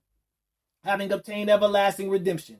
For if the blood of bulls and goats and the ashes of a heifer, sprinkling the defiled, sets apart for the cleansing of the flesh, how much more shall the blood of Mashiach, who through the everlasting Spirit offered himself unblemished to Elohim, cleanse your conscience from dead works to serve the living Elohim. Hebrews 8, verses 7 through 14. Now chirp off this. What makes this matter of the messianic redemption, bringing forth atonement for Israel, even more of an intense reality, is when we take into consideration the groundbreaking discovery by amateur archaeologist Ron Wyatt in January of 1982. And you can look to the left in this image and kind of see what this is pointing to. This is the most profound matter that could have ever happened as relates to blood. How this happened, only Yah knows. Truly. Covered up by Israeli government authorities for both political and spiritual implications. Guess what? The discovery of the Ark of the Covenant has presented something of a challenge, to say the least, for the religious leaders of the Jewish, Muslim, and Christian world. Not only did this archaeologist claim to have discovered the Ark, but it was also proclaimed that a dark substance was found on the lid of the Ark, which he believed was the blood of someone who was killed at a site above this location, which is called Golgotha. They found the Ark of the Covenant in a cave, which had been collapsed and all kinds of stuff buried in it under Golgotha. So if you see where this is going, type in a 1, because this is where it gets super profound. Right here, right now. An article entitled, "The Ark of the Covenant Found in Jerusalem," goes on to say this about this most powerful discovery. Quote, Ron Wyatt noticed a dried black substance in an earthquake crack in the roof. An earthquake, right? What took place when Mashiach died? An earthquake. And this was above the Ark of the Covenant. It was directly above the Ark of the Covenant. This fissure was, this crack. He noticed that this black substance was also on the lid of the cracked stone casing. Obviously, this substance had dripped from the crack in the roof, and provision had been made for it to land on the Ark of the Covenant. What takes place when blood hits the Ark of the Covenant?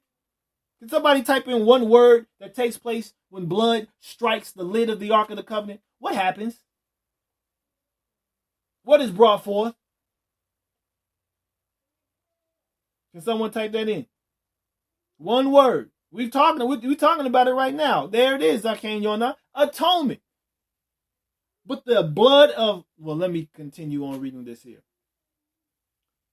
Obviously, the substance had dripped from the crack in the roof, and provision had been made for it to land on the Ark of the Covenant as the stone lid had been cracked and moved aside. Ron Wyatt wondered what substance could be so sacred that Elohim made provision for it to land on the mercy seat of the Ark of the Covenant. He remembered the earthquake crack at the foot of the stake hole, and suddenly an awesome realization as to what had happened came over him. Ron Wyatt traced the earthquake crack, and indeed, it was the same crack as the one at the stake hole. The dried substance in the crack was tested and proved to be blood, apparently the blood of Mashiach Yahushua. The Bible says that when Yahushua died, there was an earthquake and the rocks were rent. A Roman soldier speared Mashiach in his side in order to make sure he was dead, and blood and water poured out. John 19:34. Ron Wyatt discovered that this same blood and water poured down through the earthquake crack and fell upon the mercy seat of the Ark of the Covenant. End quote. If this shocking statement is true, which we at Hebrew Vision accept to be so, then what took place in the temple prior to its destruction for 40 years, ensuing the death of this most controversial character of the first century, whose name was Yahushua ben Yosef, may very well be the deciding factor of heaven, which caused such unlikely events to occur in the temple for 40 years prior to its destruction. One must truly consider, in light of this article's presentments, that the Father Yah is capable of working wonders in the affairs of man in bringing forth paths of salvation out of seemingly impossible ways. It is Hebrew Vision's firm testimony that the circumstances which this article has brought to light are, in spirit and in truth, the process that Yah has set forth for the ultimate atonement and redemption of humanity, which we must individually work out unto our deliverance. For it is the life, death, and resurrection of Mashiach Yahushua ben Yosef that has allowed for the reconciliation and restoration of Israel in covenant relationship with Yah to occur, as it was the blood of this righteous, innocent, and divinely appointed and anointed man whose offering evolutionized the rituals for the Day of Atonement. Of this most profound reality, the Epistle to the Nazarene Hebrews precisely gives a most insightful drash of this matter, stating that Mashiach Yahushua's selfless act and the shedding of his righteous and innocent blood for Israel was indeed what changed the very essence of the sacrificial system to bring forth atonement. And because of this, he is the mediator of a renewed covenant, so that death having taken place for redemption of the transgressions under the first covenant, those who are called might receive the promise of the everlasting inheritance. For where a covenant is, it is necessary for the death of the covenanted one to be established. For a covenant over those dead is firm, since it is never valid while the covenanted one is living. Therefore, not even the first covenant was instituted without blood. For when, according to Torah, every command had been spoken by Moshe to all the people, he took the blood of calves and goats with water and scarlet wool and hyssop and sprinkled both the book itself and all the people, saying, "This is the blood of the covenant which Elohim commanded you." And in the same way, he sprinkled with blood both the tent and all the vessels of the service. And according to the Torah, almost all is cleansed with blood, and without shedding of blood, there is no forgiveness. And if you go down, you can also read some more information from this website called, I believe it's called Jewish Perspectives of Blood Atonement, is the article's name. But Oxford professor Giza Vermes, who is the authoritative person on the Dead Sea Scrolls, definitively, okay? He is one of the foremost Jewish scholars of the Dead Sea Scrolls, and he stated that according to Jewish theology, there can be no expiation without the shedding of blood. In kapara el abedam. That is a maxim in Jewish law. So similarly, Professor Baruch Levine, in his commentary on Leviticus for the Jewish Publication Society, wrote, "Expiation by means of sacrificial blood rites is a prerequisite for securing the Most High's forgiveness. As the rabbis expressed it, en kapara el abedam. There is no atonement without blood. There is no ritual expiation except by means of blood," okay? So Giza Vermes in the Redemption in Genesis 22 says the binding of Isaac and the sacrifice of Yehoshua. In his scripture and tradition in Judaism, he states that with reference to the book of Yomah 5a, interesting, Vermes as the antiquity of this Talmudic rule is attested by the Epistle to the Hebrews, which says without the shedding of blood, we just read that there is no remission of sin. Let's see. Let's go down. To further emphasize the vital connection between blood and atonement, let me cite the observations made by the two most important Talmud commentaries, Rashi and Tosafot, to this rabbinic dictum that there is no atonement without blood. Rashi states that the fundamental principle of atonement is in the blood.